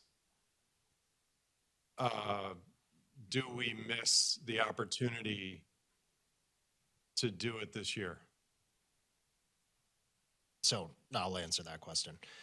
No, we would not. If we waited until April, we could still do it. I would have to look at the schedule with Mr. Smith and his team. We are planning on moving them out of their spaces, the principal, assistant principal, nurse, et cetera, out of their spaces in April break. Mr. Smith's going to have a tremendous amount of moves this summer with the McCarthy School, Pennachuck, everything that's going on. So we were trying to account favorably for both him as well as Mrs. Hussey. So we could still do it. The reality is that as I described the design build portion of it, that would then get pushed out 3-4 weeks approximately. So that would push essentially our entire schedule out a minimum of 4 weeks.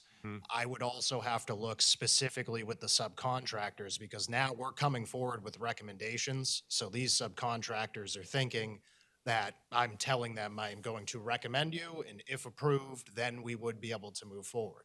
So they are now penciling that in as a potential job. Once we take that off of their plate, they have to look at how that impacts their schedule and if I could recommend the contractors that I am intending to recommend now. So we typically collect multiple prices. I may now have to come forward with a recommendation for demolition and abatement that is significantly more next month than the cost I am presenting this month because that contractor can't do the work.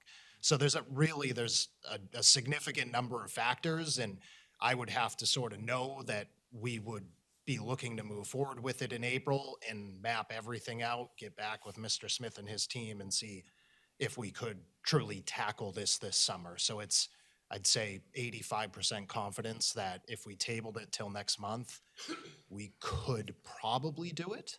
But I reserve that 15% that we might not be able to, so. Okay. And we kind of are, just one more thing. We kind of already broke some news tonight because we thought we bonded $2 million to do 3 schools. We bonded $2 million and we're only gonna get 1 out of it. So we are, if we want to do the other schools, we are gonna have to go back and bond. So that's just a side note for your ad hoc committee. You may wanna put that into the total because that, we did break a little news tonight on that aspect. Just wanted to put that out there. I believe I included that in our capital improvement plan this year. I Okay. kind of foresaw that we wouldn't be able to do this, so Okay. do have a placeholder. Sean had put quite a list together for CIC, and that's all in the CIC. He hasn't appeared before the ad hoc committee yet. But I guess I have one question for the Board of Ed. Do you believe that every school you have should have a security vestibule? I believe we should be able to afford everything we're doing. And if we're already $4 million over budget on other projects, we need to finish up the projects that we have now. If we have security issues at a school, then we need to have an officer placed outside. And we can wait on doing a security vestibule by using the resources that we already have. So you do know if you put an officer outside 3 schools, that the school department have to pay for that. It sounds like we're gonna have to pay for it anyway. So, you know, again, if the Board of Ed has a high probability that they're not going to close Dr. Chris, I would suggest from a cost saving standpoint and getting the security vestibule in place that we proceed. If you have some high degree of confidence that you're going to close Dr. Chris, then no, we don't want to spend the money. But that's Well, up to the Board of Ed. I think I don't want it to sound like the Board of Ed is over here just willy-nilly closing schools. I think what we're asking for is to be included in the process when you guys decide what bonding you're gonna do. So instead of Sean going to you guys first with what he thinks are important projects, he should come to us first so that the Board of Education can know what we're asking you guys to do and what the priorities are. We don't know what the priorities are until it's presented here. Well, we don't have a priority here unless we get a request from the Board of Ed. But you're getting more information from Sean than I have. And I should know what you guys need to know first. Say you guys, which, are you talking about ad hoc? Sean should be CIC? telling me what the issues with the schools are before he tells you. The Board of Education should know what the school's priorities are before it goes to the city. Because I thought that the CIC request went before the Board of Ed for approval. It comes up with the budget when he presents it in the budget, but even as you guys just said, things can shift significantly summer to summer. We haven't seen his new budget yet in the new capital improvement projects. So for capital projects, deferred maintenance, the schedule is for the city typically, it's all different this year, is in middle of January, make the presentation. So I have to give the presentation to you just on that piece. Yeah.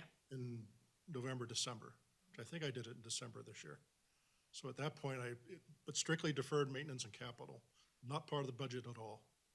I mean, the only part of the budget I think you might deliberate on is how much deferred maintenance to throw in. But the capital planning is all given to you late in the calendar year. I guess that's my frustration. I feel like I've given you the information, but it's not all the information you need. I just think that we can shore up the process in which we do this. And I don't think $2 million is too much to ask for a security vestibule. I think kids do need it, but I think the process in which we do things leaves the Board of Education kind of out of the process. I just want to be pulled in a little bit more. I mean, And as if far the as the majority of security people- vestibules, that request came from the Board of Ed to this joint committee, and then the bond went through. Granted, the cost increase, which we can have no control over, drove the prices up, and then when we did the design of new Searles, the architect came back and you know, basically had a design that we couldn't afford because it's like, what was it, 2.7 million, because they were adding on to the front of the building. New Searles is a unique design building. But we think there's another way to do it in a less expensive manner. Now, as far as the,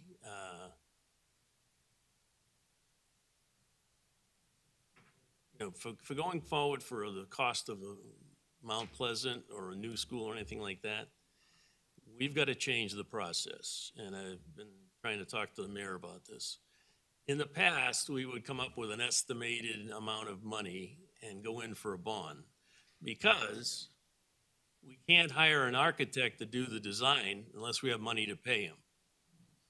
We can't go to the construction manager, have him cost it all out unless we have money to pay him. So what are we paying him from? Right now, it's from the bond.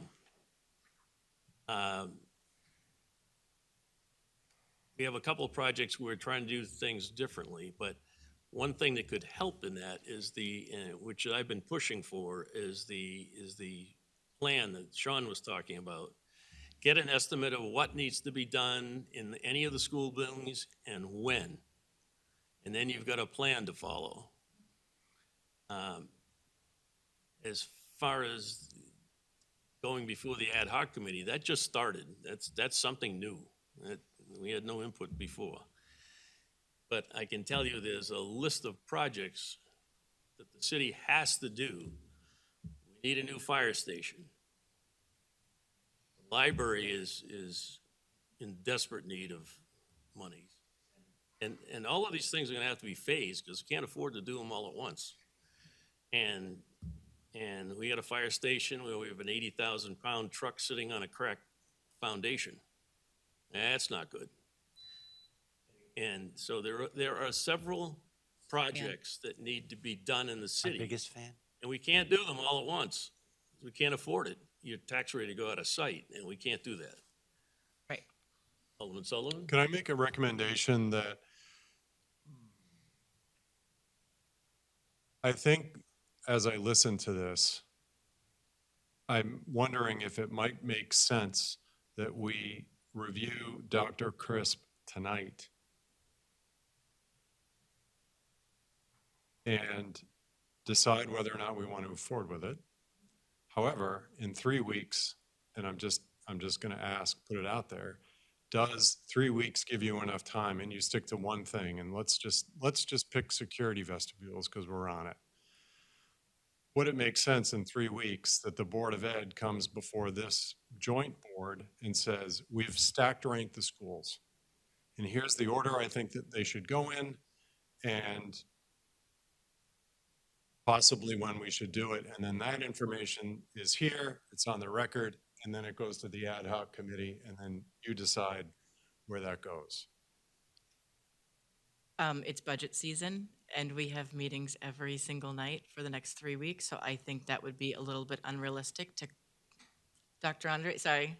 Yeah, I just, and I appreciate, but I just wanted, Mr. Smith has done an incredible amount of work. Oh, a Right, ton of like, so work. the list is there, so I think there's an aspect where we can go, and I just want to really defend Mr. Smith, because the work that he's been doing, does on a daily basis, he does have a plan, from last year, I think he projected out 50 years, and so he does have that priority of how much is there, so I want to make sure we Yeah.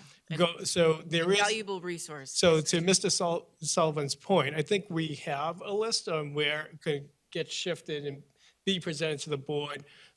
Sean is actually presenting in 2 weeks. I think it's April 10th. If Mr. Donovan didn't give you the date, that's when your budget is. Now you know. So I think we can have that list of, and I also, again, I just want to make sure, again, that really clear, like Mr. Smith has been communicating the list of projects. It just doesn't happen too often. Or it's in a F&O meeting, it's just, Right. it's not as detailed as it is at the JSSBC or going to different committees. So again, I just want to be crystal clear that Mr. Smith has been Yes. communicating with us. It's just, sometimes it's when you're overconfident with somebody, we're like, yep, Sean's taking care of it, check. Yeah, and that's we move I on, think that's right? exactly And then what we move on happens. until you have these conversations. And I also agree with Mr. Sullivan. I think we can have a conversation tonight, like, and I want to be abundantly clear too. Like, there's nothing, because I don't want somebody to be watching this live and thinking, oh my goodness, we're closing Dr. Crisp. That's not part of the conversation. again. And I don't want anybody to misinterpret anything that's being said, saying how many schools is the Board of Ed closing? That's not on there. No one's proposing anything about closing Dr. Crisp. I don't want to see that as a headline. So I just want to be clear on that. We're going back to, it's a larger strategic conversation on the redistricting, and together as a community, what do the schools look like? So I want to be clear on that we're not proposing. And I'm not a voting member, but I would be very confident if we went forward with this project, because Dr. Chris will be part of our community in one fashion or another. But I think it's the next phases as we kind of go, what does the rest of the projects, and put a process in place. So I'm not a voting member, but I would just say I'm not concerned about like the future of Dr. Chris. I call on Alderman Wilshire, but just one thing. Even though I'm a Democrat, I am physically conservative. And to put something off that we know we're going to do to cost more money doesn't sit well with me, especially when it's security of young kids. Alderman Wilshire? Microphone. Mike, Fiscally. Okay. I'm definitely physically liberal. Write it down. I agree with Alderman Sullivan. I think, all my kids, my 3 kids went through Dr. Crisp. It's a great school. It's a good neighborhood school. I think we should go forward with the Dr. Crisp and come up with a process where we have more open communication with the Board of Ed. And, you and I can talk about that as being presidents of both. I was going to reach out to you today, actually. Today would have been a good day. I just wanted to go get coffee with you. Well, we should do that, but I agree with Alderman Sullivan that, we should do the Dr. Crisp project as we've outlined and as we've been supporting, well, I'll skip that part. But I think it's important to open the process, to have a better understanding of the needs citywide, not I just appreciate schoolwide. that. Did you have anything to add? I did want to add just one more thing is I really enjoy being on this board. I love seeing the evolution of all of these projects happening. And we don't get to engage in kind of a little bit of discord on this board, and I think I'm just missing it on my old board. So we don't have anybody asking the tough questions anymore, so I stepped into that role, and We it's a couldn't lot do more it fun than without I you. thought. So But I think, I do appreciate being able to have this conversation, and I appreciate everybody's work. I'm sorry, I'm usurping all of your time. We'll get to you. But I do value everybody's hard work. I just think that there are some solutions that need to be worked on, so that we can keep doing the fantastic work that we're doing. so just one other thing that hadn't come out, I don't think I'd mentioned it in the joint specials of the Board of Ed. We've already identified, of the $10 million extra that we passed for McCarthy, Harvey's already giving us back 2 million. And Sean and I believe that that number is going to be higher. And I'm not guaranteeing anything because the school's not done yet. But we may be in a position to cover the extra money that we had to spend on Maine, Dunstable, and Birch Hill. So from that standpoint, we're in pretty good shape. The added unknown unknowns that the bond also covers, like the roofs. I mean, we could do all that work in those two schools and then let the roofs leak and ruin everything inside. We left that up to the Board of Aldermen and the bond passed. So we wanted, the feeling in most of the people on the Board of Aldermen was, we want to do these jobs and do them complete. Because it may be another 30 years before you touch those two schools again. That's just the fact of, if you have 18 schools, if you do one a year, you can't because of the amount of money. If it's 20, 30 million dollars to renovate a school, I mean, what's it going to be when we renovate north and south? These buildings are over 20 years old now. Right. Now, fortunately, we built them to last. Sturdy. The ones they replaced weren't. I'm not going to get into that, though. Anyway, so I think we ought to go through this, and this has been in the process for a long, long time. To stop it when you say you're going to keep Dr. Crisp, I think is not fiscally Not conservative? not conservative. And I'm sure that Alderman Sullivan appreciates that. I do. I'll waste money later. Starting to come around to my way of thinking. Not at all. It only took 2 years. No, I wanted to say that, to your point that, Alderman Dowd, you probably know this, but I think it's about 50 cents out of every dollar in our budget goes to our school district. We're large. And this is the only forum, to my knowledge, where both forms of government come together and talk about it. I think that this body is something that could be a little bit more. I know Alderman Dowd, I think you had alluded to the fact that we were going to look at budgets overall. I'm looking at the time. I'm wondering if in 3 weeks we do more of a comprehensive meeting. Love the updates, I do, but maybe we park those. Sure. And then in April, in just 3 weeks, we just do a big picture look at where we are on spending, progress bars, lots of pictures, things like that I like, and then the stack ranking of the security vestibules. But I don't want to forget Mr. Kelly because he's waiting to show us what's going on. Yeah. One side thing, Sean and I sit down on these budgets probably more often than Sean wants to sit down on them.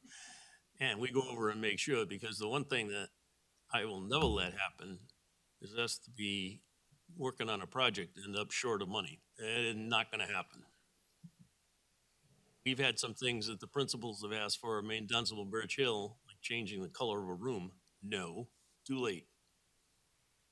I've always said, when we get construction drawings, there's 3 levels of drawings. So Jamie can appreciate this, that when we get the final construction documents, any changes are very, very, very expensive.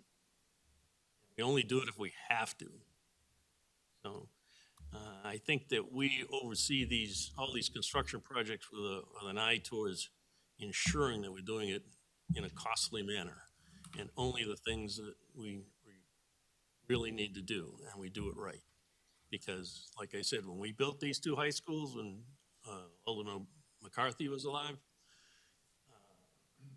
we put things in, it was the last. And that was a $170 million project 20 years ago. So anyway, so I think I heard that we want to have them go through, start with Brendan go through what's going to be done before we get the Keith to announce his famous number, and we decide on that. Yes, let's start the presentation now. Brendan. Okay. Hello, everybody. Brendan Orell. So I'll just give you a quick overview to keep things moving along here. Do we have a recess to go to the bathroom? A bio break? I've just learned about I that. was totally kidding, and I would not do that to you. Oh, okay. I wasn't sure. You can sneak, people can sneak out if you want to. Anybody can leave at any time to go do that and come back. We don't Yeah, have- you're not held hostage in here. It just feels like it. Yeah, one day if we Really built were. these high schools again, there would have been a bathroom right near this conference room. Yeah. Been great. Go Okay. ahead, Brendan. So, in general, the overall project is this area in blue right here is currently your nurse's office, and this area in green right here is currently your administration office. This is right now one of the main entries that they use into the building. So the general premise of the project is just to swap those 2. The only thing that happens in here, we actually save most of the ceilings, all the shades, everything, try and reduce costs as much as possible. A lot of the doors are being reused, so it's a pretty simplistic project. It's really just swapping spaces around, moving some walls and things of that nature. We did sit down, myself and my assistant project manager, with Mrs. Hussey. We identified 3 spaces that she could utilize, and worked with Mr. Smith and his team to identify any items we need to provide, electrical power and anything. So the assistant principal and principal are actually going to just relocate to the computer lab. They don't want a permanent space. They said they're mostly just going to float around. So she's going to locate up there, the nurse will locate here, and then the main office will locate here, so they still have direct access to the main point of entry. We will build a temporary wall to isolate our construction zone, and this will be our construction entrance, and we will have fencing around to enclose our area as well. Overall schedule, we start the second that the students let out, right in June. We're going to work with Mr. Smith and Mrs. Hussey to move most of her contents out of the space, likely over April break. And then pending approvals tonight and starting the process for all of our permitting, design, build, et cetera, that would put us on track to start in June, as I stated, bring us about 4 months out. And I'm just tracking a completion date for Indigenous Peoples' Day in October to try and provide Mr. Smith and his team, again, a nice buffer to move everything back into the finished space. And then the only things that take place, with the exception of what I'm showing here, are a new tip down for access onto the walkway and a new ramp to get the students up, and there are handrails there for ADA access. So this just shows you the fencing that we put up to enclose our areas, where we put our dumpsters, and I reviewed this with Ms. Hussey to let her know how we may impact her building over the course of the summer. Any questions on Dr. Crisp?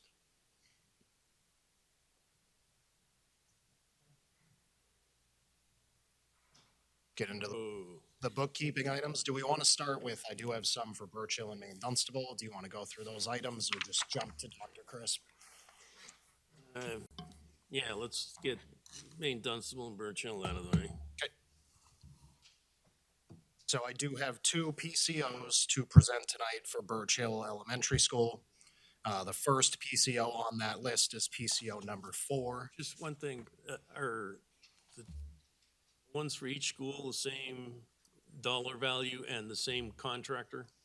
So same contractor, not same dollar value. One of the minor differences, or actually it's a pretty significant difference, but the $30,000 difference between the two roof replacements is oddly enough, Maine Dunstable, all the caulking is asbestos laden per the That's test right, results. yeah. Birch Hill, it's not. So we're really having a run of it over at Maine Dunstable with asbestos. So Okay, that's the only difference there, Rick.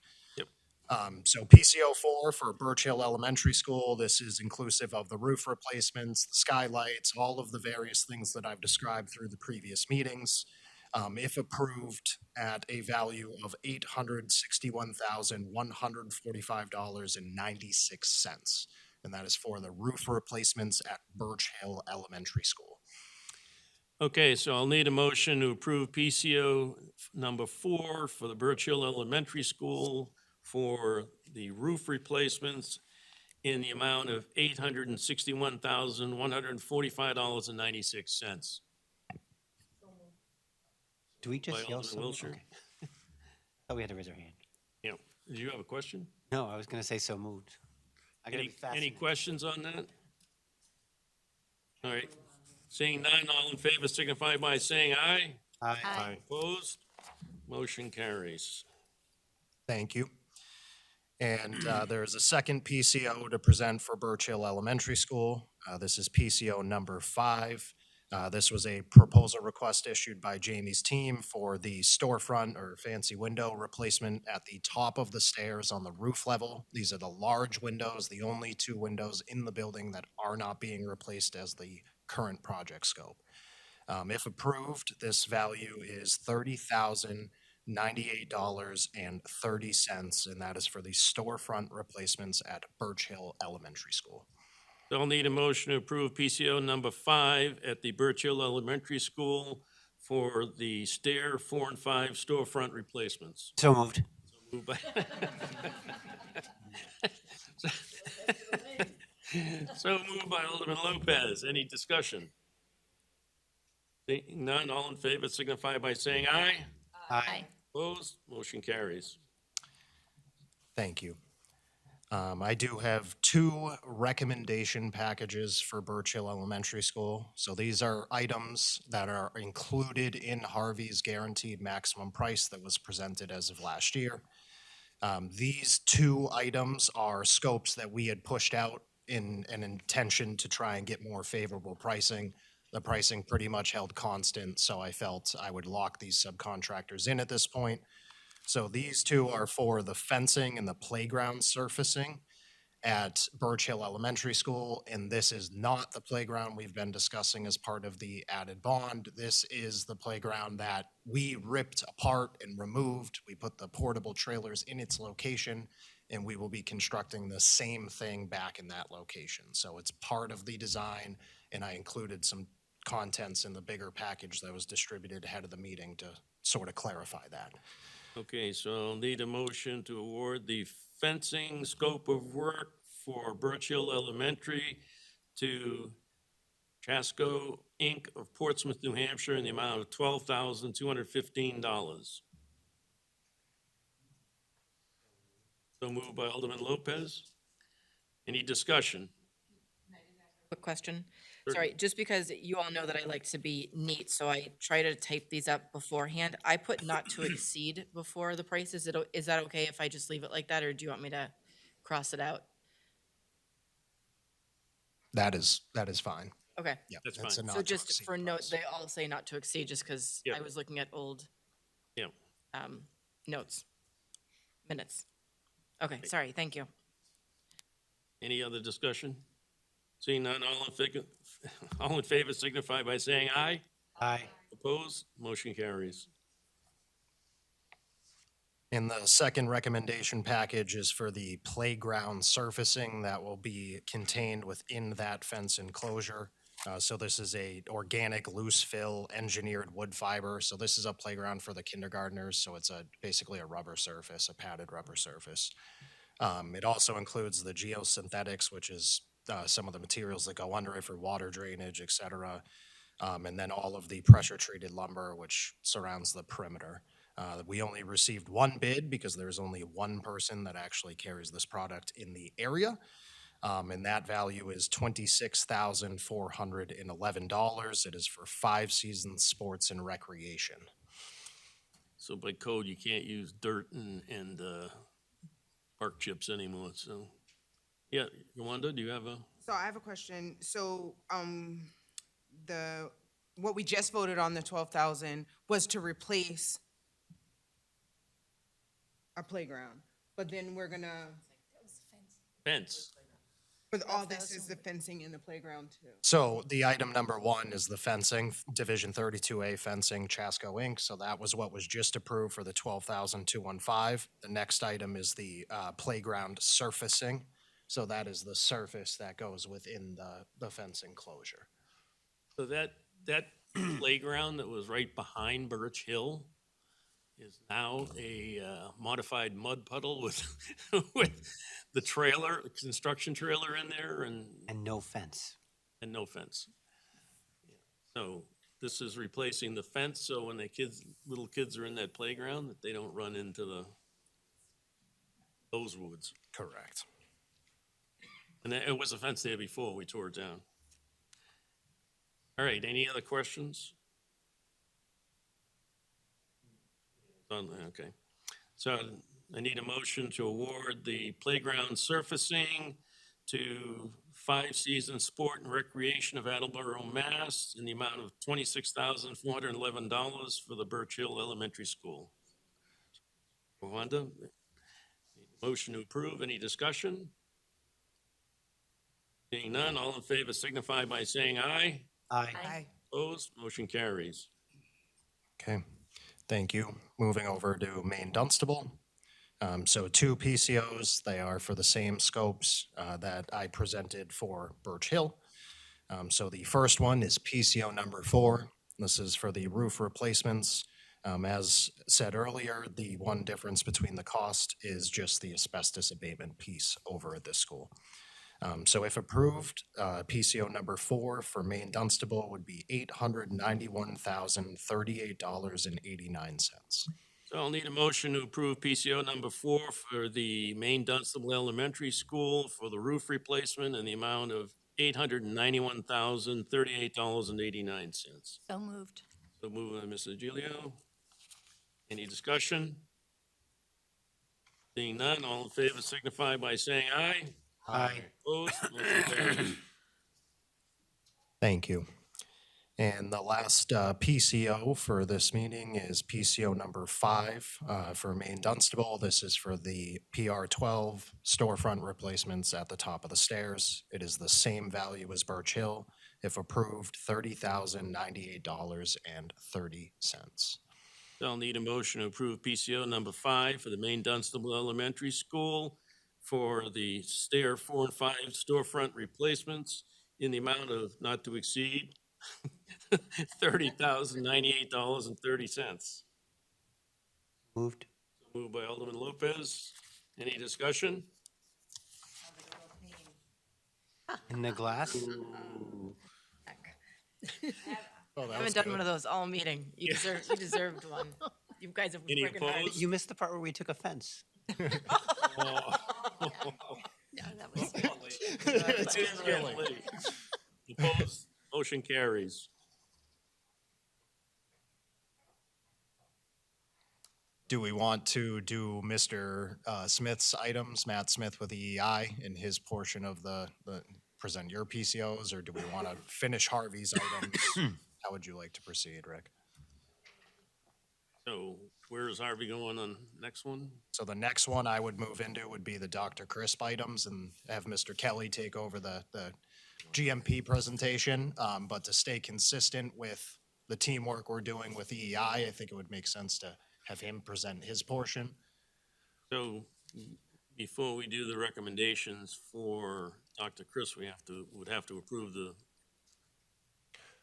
guaranteed maximum price. Correct. I'm referring to Matt Smith and EEI's portion of, so for instance, the roof replacements, how he has the exhaust fans and There's the things in my book. roof drains. Not the Harvey book, rather than, if Matt would have provided them. yeah, but I need the thing to sign.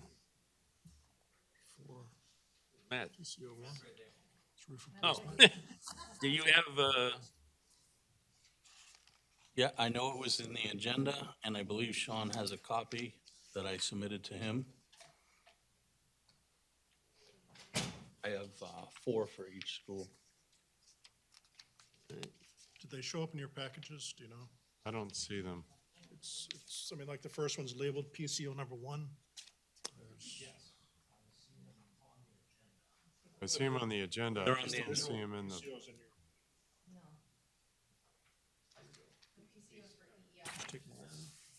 I got him. Okay, so we have. All right, so you want to start with number 1? Yep. I will start with Birch Hill. I am opening it.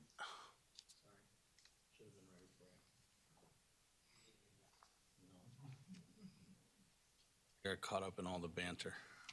Okay, sorry.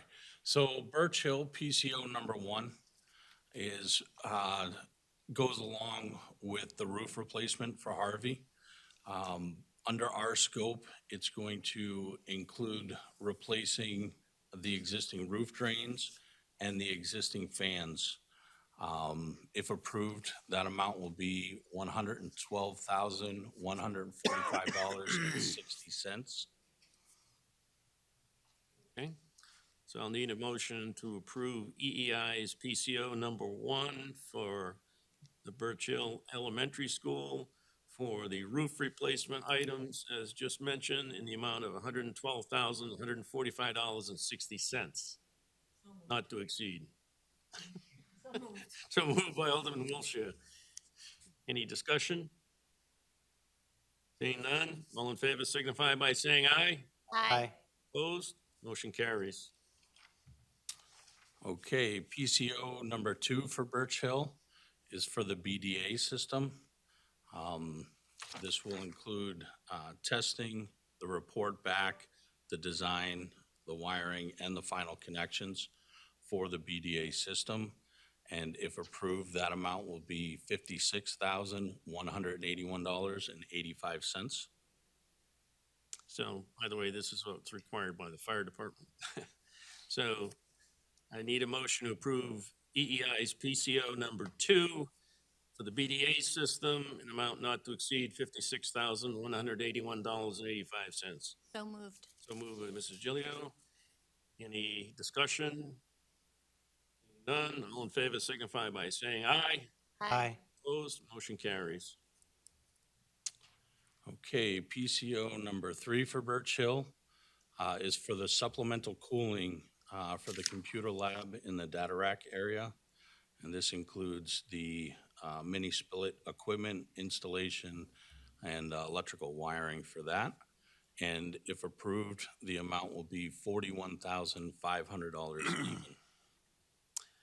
Okay, I need a motion to approve PCO number 3 from EEI for the Birch Hill Elementary School for supplementary cooling in the amount not to exceed $41,500. So moved by Alderman Sullivan. Any discussion? Seeing none, all in favor signify by saying aye.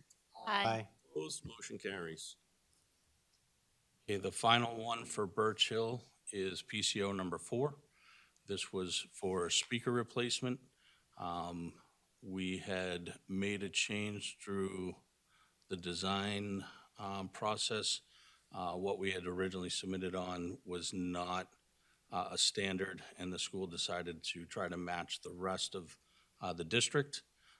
So if this is approved, the total cost will be $5,480.93. So I'll need a motion to approve EEI's PCO number 4 for the Birch Hill Elementary School for the speaker replacement in the amount not to exceed $5,480.93. So moved by Alderman, Alderman Ooh, I have been underperforming. Wiltshire. I'm in his head. Any discussion? Seeing none, all in favor signify by saying aye. Aye. Opposed, motion carries. Okay, so Maine Dunstable, these are all gonna sound exactly the same. PCO number 1, roof replacement, and just as a reminder, that's for the drains and the fans. If approved, the total amount will be $112,145.60. So I'll need a motion to approve PCO number 1 for the Maine Dunstable Elementary School from EEI for the roof replacement in the amount of $112,145.60. So moved. So moved by Alderman Lopez. Any discussion? Seeing none, all in favor signify by saying aye. Aye. Opposed, motion carries. Okay, Maine Dunstable Elementary PCO number 2 is for the BDA system. If that is approved, it will be the same amount as Birch Hill, $56,181.85. So I need a motion to approve EEI's PCO number 2 for the Maine Dunstable Elementary School for the BDA system in the amount of $56,181.85, not to exceed. Alderman Sullivan made the motion. Any discussion? Seeing none, all in favor signify by saying aye. Aye. Opposed, motion carries. Okay, Maine Dunstable PCO number 3 is for the supplemental cooling. And if that passes, the total amount is $41,500 even. Okay, I'll need a motion to approve EEI's PCO number 3 for the Maine Dunstable Elementary School for supplementary cooling in amount not to exceed $41,500. So moved. Oh, Alderman Wilshire. aye. Any discussion? Yes. That's pretty cool. Ooh, it is getting, yeah. Yeah. No further discussion. All in favor signify by saying aye. Aye. Opposed? Motion carries. Okay, and the final PCO for Maine Dunstable is PCO number 4, speaker replacement. And it's a exact match to Birch Hill, with the total amount being $5,480.93. So I'll need a motion to approve EEI's PCO number 4 for the Maine Dunstable Elementary School for speaker replacement in an amount not to exceed $5,480.93. So moved by Alderman Wilshire. Any discussion? Seeing none, all in favor signify by saying aye. Aye. Opposed? Motion carries. Thank you all. Thank you.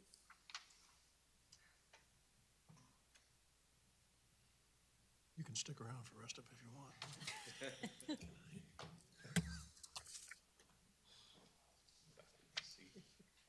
In the corner.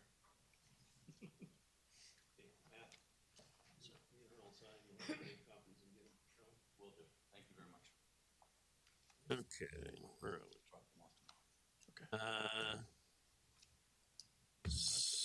We're back to Back. Dr. Chris. Yep. And we're looking at the,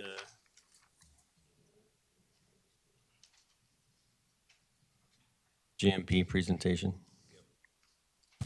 MD, guaranteed maximum, I heard it. I asked something no, I'm just kidding. Trying to say my one line, for goodness sakes. He may never come to another meeting. That's why I only come once a year. The horrible jokes. So I'm here to present the guaranteed maximum price for the security upgrade renovation at Dr. Crisp Elementary School. And if approved, would be for $1,303,173. Okay. Need that number again? $1,303,173.00, not to exceed. You knew I was gonna say that. I beat you to it. It does, right? Or just being. Okay, so we need approval on the guaranteed maximum price amendment to the contract for an amount not to exceed $1,303,173 for the security vestibule project at Dr. Chris Elementary School. So moved by Alderman Wiltshire. Any discussion? Alderman Sullivan? I was looking at the minutes from our February meeting, and I wrote it down here somewhere. Oh, yes. The price in February was 1.273 million, and now it's 1.303. It's a jump of about 2%, $30,000. Do we know why that jumped up 30,000? So that price that was provided previously was our initial GMP. Yep. So after going through it, it's really just massaging timelines and us looking at it, seeing if there's anything we think we're overlooking, anything we need to make sure that we're accounting for. So nothing specific, it's just really some numbers changed, some contractors came in with final pricing, and that's where the number fell. Okay, appreciate it. Thanks. Okay. Any other questions?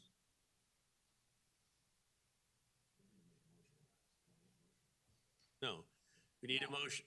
Yeah, I did. Said so moved. I made the motion. I was gonna say, I just remember the not to exceed, that's why I wrote the number. Motion to adjourn. All right. It's non-debatable. Hold it down. Not yet. All right, so, motion on the floor is to approve the guaranteed maximum price for Dr. Crisp Security Vestibule. If there's no further discussion, all in favor signify by saying aye. Aye. Opposed? Motion carries. Breathing Thank you.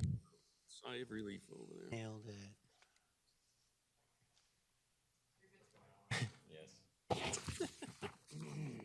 We're not done yet. No. Brendan's getting his time, hour of fame.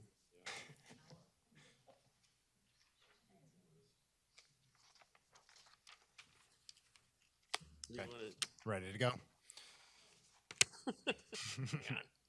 Trying to put your Gotta book get back organized. together.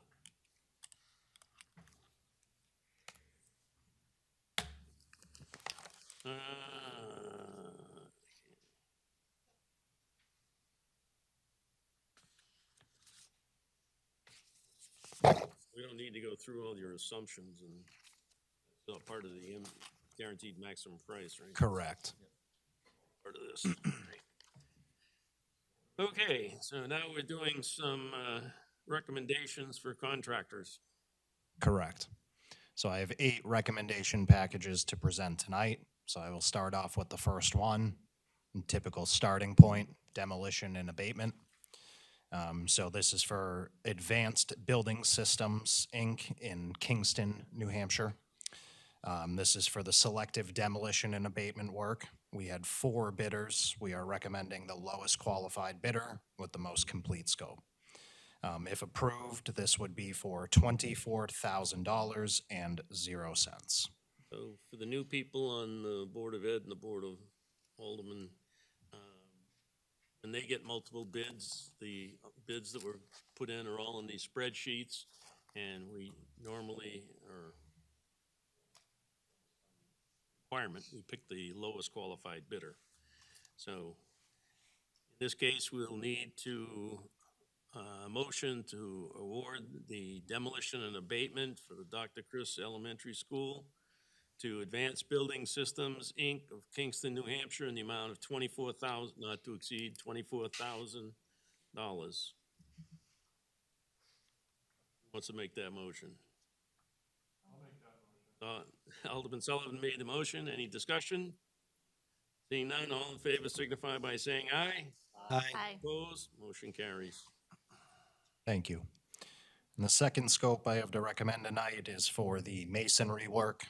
So this includes the installation of all the concrete masonry units, the walls, all of the reinforcement required to support that, and properly maintain it structurally, and also the installation of hollow metal door frames, et cetera, infills of various block in the walls. I am recommending Mascon Corporation of Laconia, New Hampshire. We did only receive 1 bid for this scope. I am recommending this subcontractor for a value of $43,875 and 0 cents. Okay, I'll need a motion to award the masonry work at the Dr. Chris Elementary School for the security vestibules to MassCon Corp. of Laconia, New Hampshire, in the amount of $43,875, not to exceed. So moved. So moved by Ms. Gilio. Any discussion? Seeing none, all in favor signify by saying aye. Aye. Opposed, motion carries. Thank you. The third scope to recommend is the miscellaneous metals. So this would be for the steel handrails that are on the new entry walkway, all of the seismic bracing required to support the concrete masonry unit walls, and then all of these steel lintels required to support any openings inside the walls.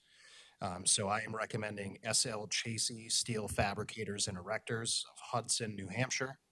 We did receive 2 bids for this scope of work, and we are recommending the lowest qualified or most complete bidder. The value for this scope is $16,000.00. I'll need a motion to award the miscellaneous metals work on the Dr. Chris Security Vestibule Project to Chassis Steel Fabricators and Erectors of Hudson, New Hampshire, in the amount of $16,000. So moved by Yolanda. Any discussion? Okay, all in favor signify by saying aye. Aye. Opposed, motion carries. Thank you. The next package to recommend is the doors, frames, and hardware scope, furnish and installation of all the hollow metal doors, frames, hardware, the exterior secure door entries, the installation of the hollow metal doors, hardware, and accessories as well following the frame installation. We received 3 bids for this scope. I am recommending Camco Supply Corp. of Londonderry, New Hampshire. They are the lowest qualified with the most complete scope. I am recommending them for a value of $53,882.00. I'll need a motion to recommend the award for the doors, frames, and hardware for the security vestibule at Dr. Crisp to Camo Supply Corp. of Londonderry, New Hampshire, in the amount of $53,882. So moved. By Alderman Lopez. Took the opening. Any other discussion? Seeing none, all in favor signify by saying aye. Aye. Opposed? Motion carries. The next scope is aluminum, glass, and glazing. So this is for the furnished installation of the secure entry glass, the aluminum, glass, glazing, and accessories, as well as the bullet-resistant transaction window inside the new vestibule. We received 4 bids for this scope. Again, I am recommending the lowest qualified, most complete bidder. That is Granite State Glass of Guilford, New Hampshire, for a value of $28,030. Need a motion to approve the award of the aluminum, glass, and glazing for the Dr. Chris Security Vestibule Project to Granite State Glass of Guilford, New Hampshire, in the amount of not to exceed $28,030. So moved. Bryn? Jumped in. Any discussion? Seeing none, all in favor signify by saying aye. Aye. Opposed? Motion carries. Thank you. The next scope is the residential appliances. We do have a microwave and a refrigerator that I purchased as part of the project. So I am recommending Barron's Major Brands Appliances. They were the lowest qualified of the 4 bidders that bid this scope. This is for a value of $1,268.00. All right, I'll need a motion to approve the residential appliances for the Dr. Chris Elementary School Security Vestibule Project to Barron's Major Brands Appliances of Manchester, New Hampshire, in an amount not to exceed $1,268. So moved. By Mr. Gilio. Any discussion? Seeing none, all in favor signify by saying aye. Aye. Opposed? Motion carries. Getting towards the end here. So the second to last is electrical, communication, and security. So this is one of the more expansive packages in this project. This includes the electrical demolition, cut cap and make safe, the electrical power and distribution, electrical lighting and lighting controls, the intercom slash PA system, the master clock and fire alarm systems, and all the engineering and accessories required to complete those scopes. Additionally, it includes the door hardware connections and security provisions, the telephone and data provisions, and the mechanical equipment power and distribution connections. We did receive 2 bidders for this scope. I am recommending the lowest qualified or most complete bidder. That is Gate City Electric LLC of Nashua, New Hampshire, for a price of $251,950.00. I'll need a motion to approve the award of electrical communication and security for the Dr. Chris Elementary School Security Vestibule Project to Gate City Electric LLC of Nashua, New Hampshire, in an amount not to exceed $251,950. Okay. All right, any discussion? None? All in favor? Oh, I do have discussion, actually. This doesn't include the fire panel? It does include the fire panel. Yes. Make sure that didn't show up in another one. Yep. Okay. All in favor signify by saying aye. Aye. Opposed? Motion carries. Thank you. So the last scope to recommend tonight is the site work package. So this is pretty limited, but it includes some minor tree cutting, resetting of the granite curbing, pavement patching, the earthwork required to get in the new sidewalks and the access tip downs, the gravels and compaction to support those new sidewalks, loam seed and restoration of the areas we disturb, and then the signage and striping additions. There were 2 bidders for this scope. I am recommending the lowest qualified, most complete bidder, Kevin J. Grassett Excavation LLC out of Amherst, New Hampshire, for a value of $13,945.00. Okay, I need a motion to recommend the site work for the Dr. Chris Elementary School security entrance to Kevin J. Grassett Excavation LLC of Amherst, New Hampshire, in the amount of $13,945. So moved. Moved by Ms. Gillian. Any discussion? Seeing none, all in favor signify by saying aye. Aye. Opposed? Motion carries. Thank you.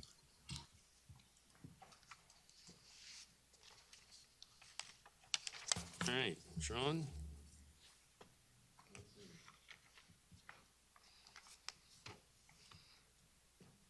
Ready for invoices? No, we have Wait a minute. 3 other items. Oh. Yep, okay, but that's still Sean, right? So we have a proposal from Canolta Minolta, who's the vendor we have for copiers in all our schools. In your packet, it says 4 young people, smiling faces. And inside the packet, it says they will move all the copiers for us for a not to exceed amount of $6,094. I recommend we proceed with that.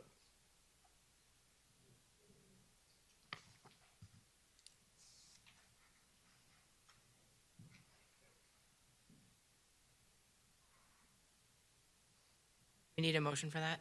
Yes, we need a motion to move copiers from Elm Street Middle School to Brian S. McCarthy School. Is that Yep. the amount of what? $6,094. Not to exceed $6,094. Not to exceed. I already wrote that down. Worst case scenario. I'll make that move, though. Yeah, okay. I'll make it. All right. Mr. Bishop made the motion. Any discussion? Seeing none, all in favor signify by saying aye. Aye. Opposed? Motion carries.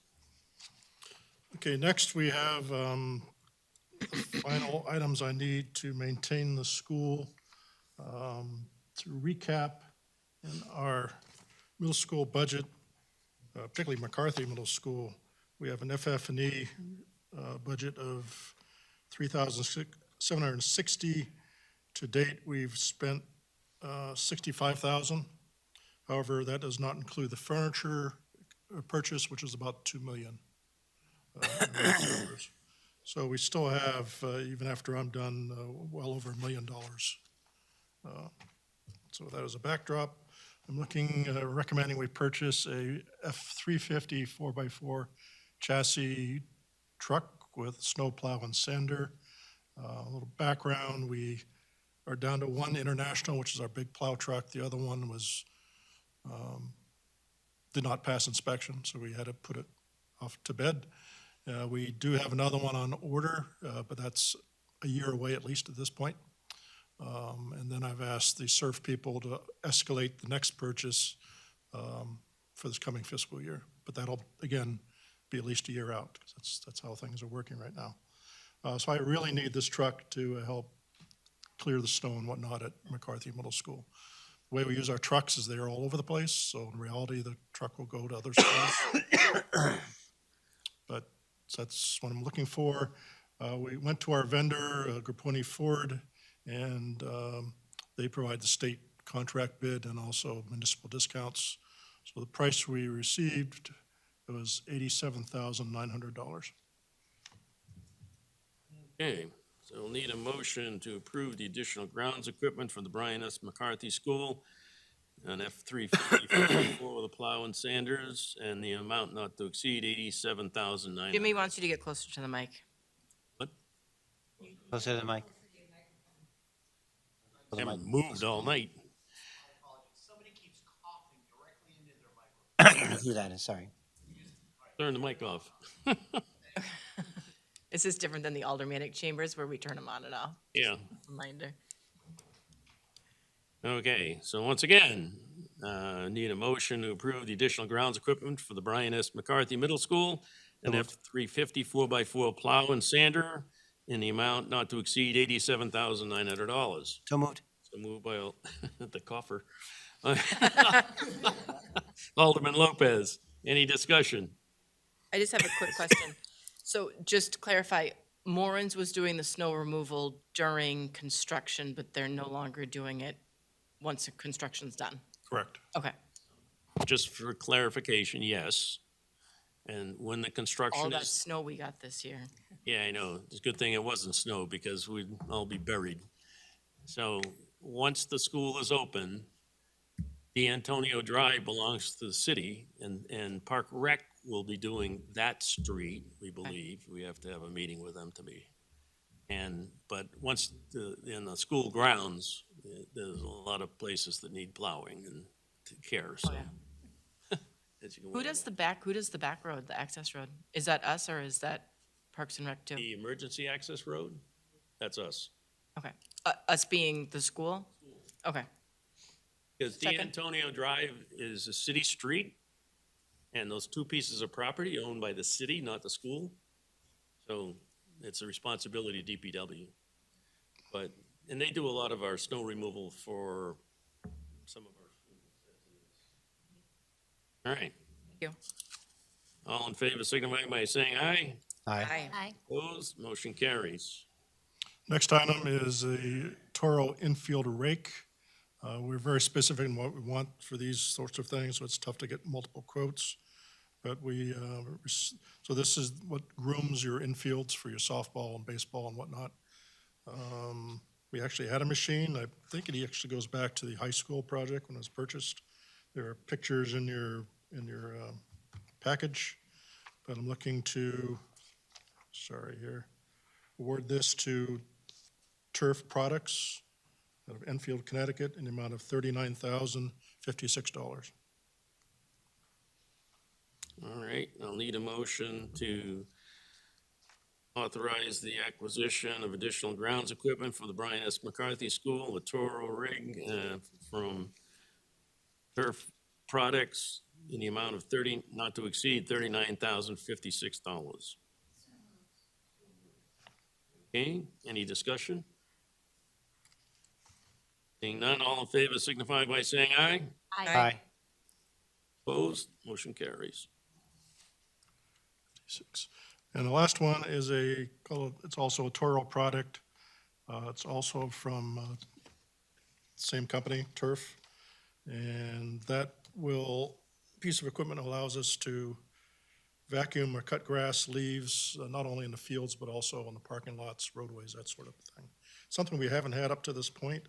I recommend we do it. It's gonna be a labor saver for us and the grounds crew. I take pride in our fields, and I think we actually have some of the better fields in the state for our athletics. We put a lot of fertilizer and whatnot into it, and so it makes a lot of grass grow. So if you just allow it to sit there, then it develops thatch and it basically chokes itself. So this is one way to prevent that, actually sucking up all the dead grass. Anyway, so that's also to Turf Depot. It's a Toro Versavac, $39,811. This would be used district-wide, not just at McCarthy. Okay, and need a motion to approve additional ground equipment for Brian S. McCarthy Middle School. Oral vacuum from Turf Products in an amount not to exceed $39,811. By Alderman Sullivan. Any discussion? None, all in favor signify by saying aye. Aye. Opposed, motion carries. And the last item, it should be in your packet, is the construction plaque. Kind of looks like this. We did it for Penachuk, if you remember. So everybody who is on the joint special actively while construction's ongoing goes on this plaque. So I'm providing to you as a draft to make sure every names are spelled correctly. I think they are. But you want your middle initial on there. You need to let me know. And so if you just, after the meeting today, you can just let me know if you want to change anything. I will get a hold of the people that weren't here tonight and make sure that their names are correct as well. Alderman McCarthy's name is on there because he acquired and put aside the land that this McCarthy School is sitting on 20 years ago, 22.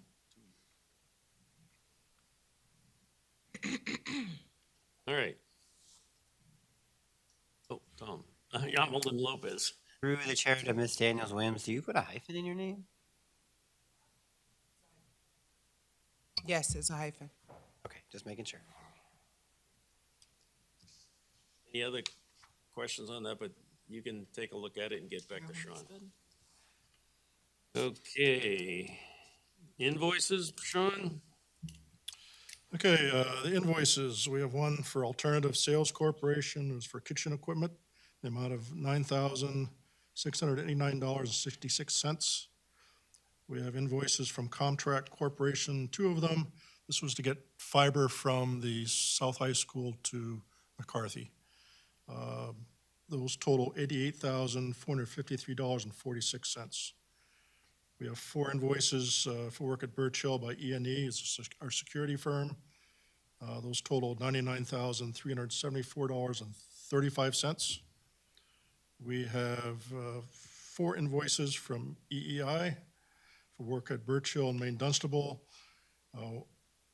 $1,560,095.50. Just a side note, that uses up all the ESSER funds. So moving forward, all their invoices will be out of the bond that was just passed. Harriman, we have, keep Jamie happy over here, we have three invoices for work at Birch Hill, Maine Dunstable, and McCarthy totaling $37,129.53. We have four invoices from Harvey for work at Birch Hill, Maine Dunstable, Penachuk, and McCarthy totaling $2,601,896.24. One invoice from Hayner Swanson. They are observing the environmental conditions around McCarthy. They're required to do that. So SWPPP, what's that stand for? Yes. Yes. So the state requires it, and so we're getting a monthly invoice from them. $312.50. IT Insiders for the assembling the flat panel displays that were delivered to Birch Hill, Maine Dunstable for $1,200. For invoices from John Turner Consulting, they do our testing services at the schools to make sure the welds are proper and the steel's assembled properly. $5,785.89. 3 invoices for the ground storage units provided by Page Street Leasing totaling $295. 2 invoices from RPF Environmental. They oversight, they're an industrial hygienist that oversights the abatement of hazardous materials. Those 2 invoices total $5,640. Stadium system invoices, there's 5 invoices. Those were for all the athletic uniforms that this group approved last fall sometime. Those total $8,187.15. HL Turner Group, they are doing the design work for the Dr. Chris Security Vestibule. 1 invoice totaling $2,640. Turner Group, Turner Building Science and Design, for commissioning work at Birch Hill totaling $8,130. And finally, Vanessa and Associates, our transportation consultant for Pennachuck, $715.20. All that adds up to, for the middle school project, $2,061,344.45. For the main Birch Hill Main Dunstable, $2,365,560.03. And for the security vestibule, $2,640. Those total $4,429,544.48. So I'll need a motion to approve the invoices as read. The middle school project invoices, $2,061,344.45. Birch Hill Main Dunstable invoices, $2,365,560.03. Security vestibule invoices, $2,640. For total invoices to be approved this evening, $4,429,544.48. Moved. Moved by Alderman Lopez. Any questions? Seeing none, all in favor signify by saying aye. Aye. Opposed? Motion carries. All right. Comments by Sorry, committee Jimmy. members? Sorry, Jimmy. I turned it off. That was me. That was me. I am. Any comments by committee members? Nope. Oh, Alderman Lopez. Happy Passover to those who will be observing it, and happy Easter to those who will be observing that, and happy Ramadan. Okay, we don't need a non-public. I have a motion. I'll make a motion to adjourn. Alderman Wiltshire made a motion to adjourn. All in favor signify by saying aye. I. Opposed? Hey. We're adjourned at 9:43. Do I really have to write that? We have 16 more minutes.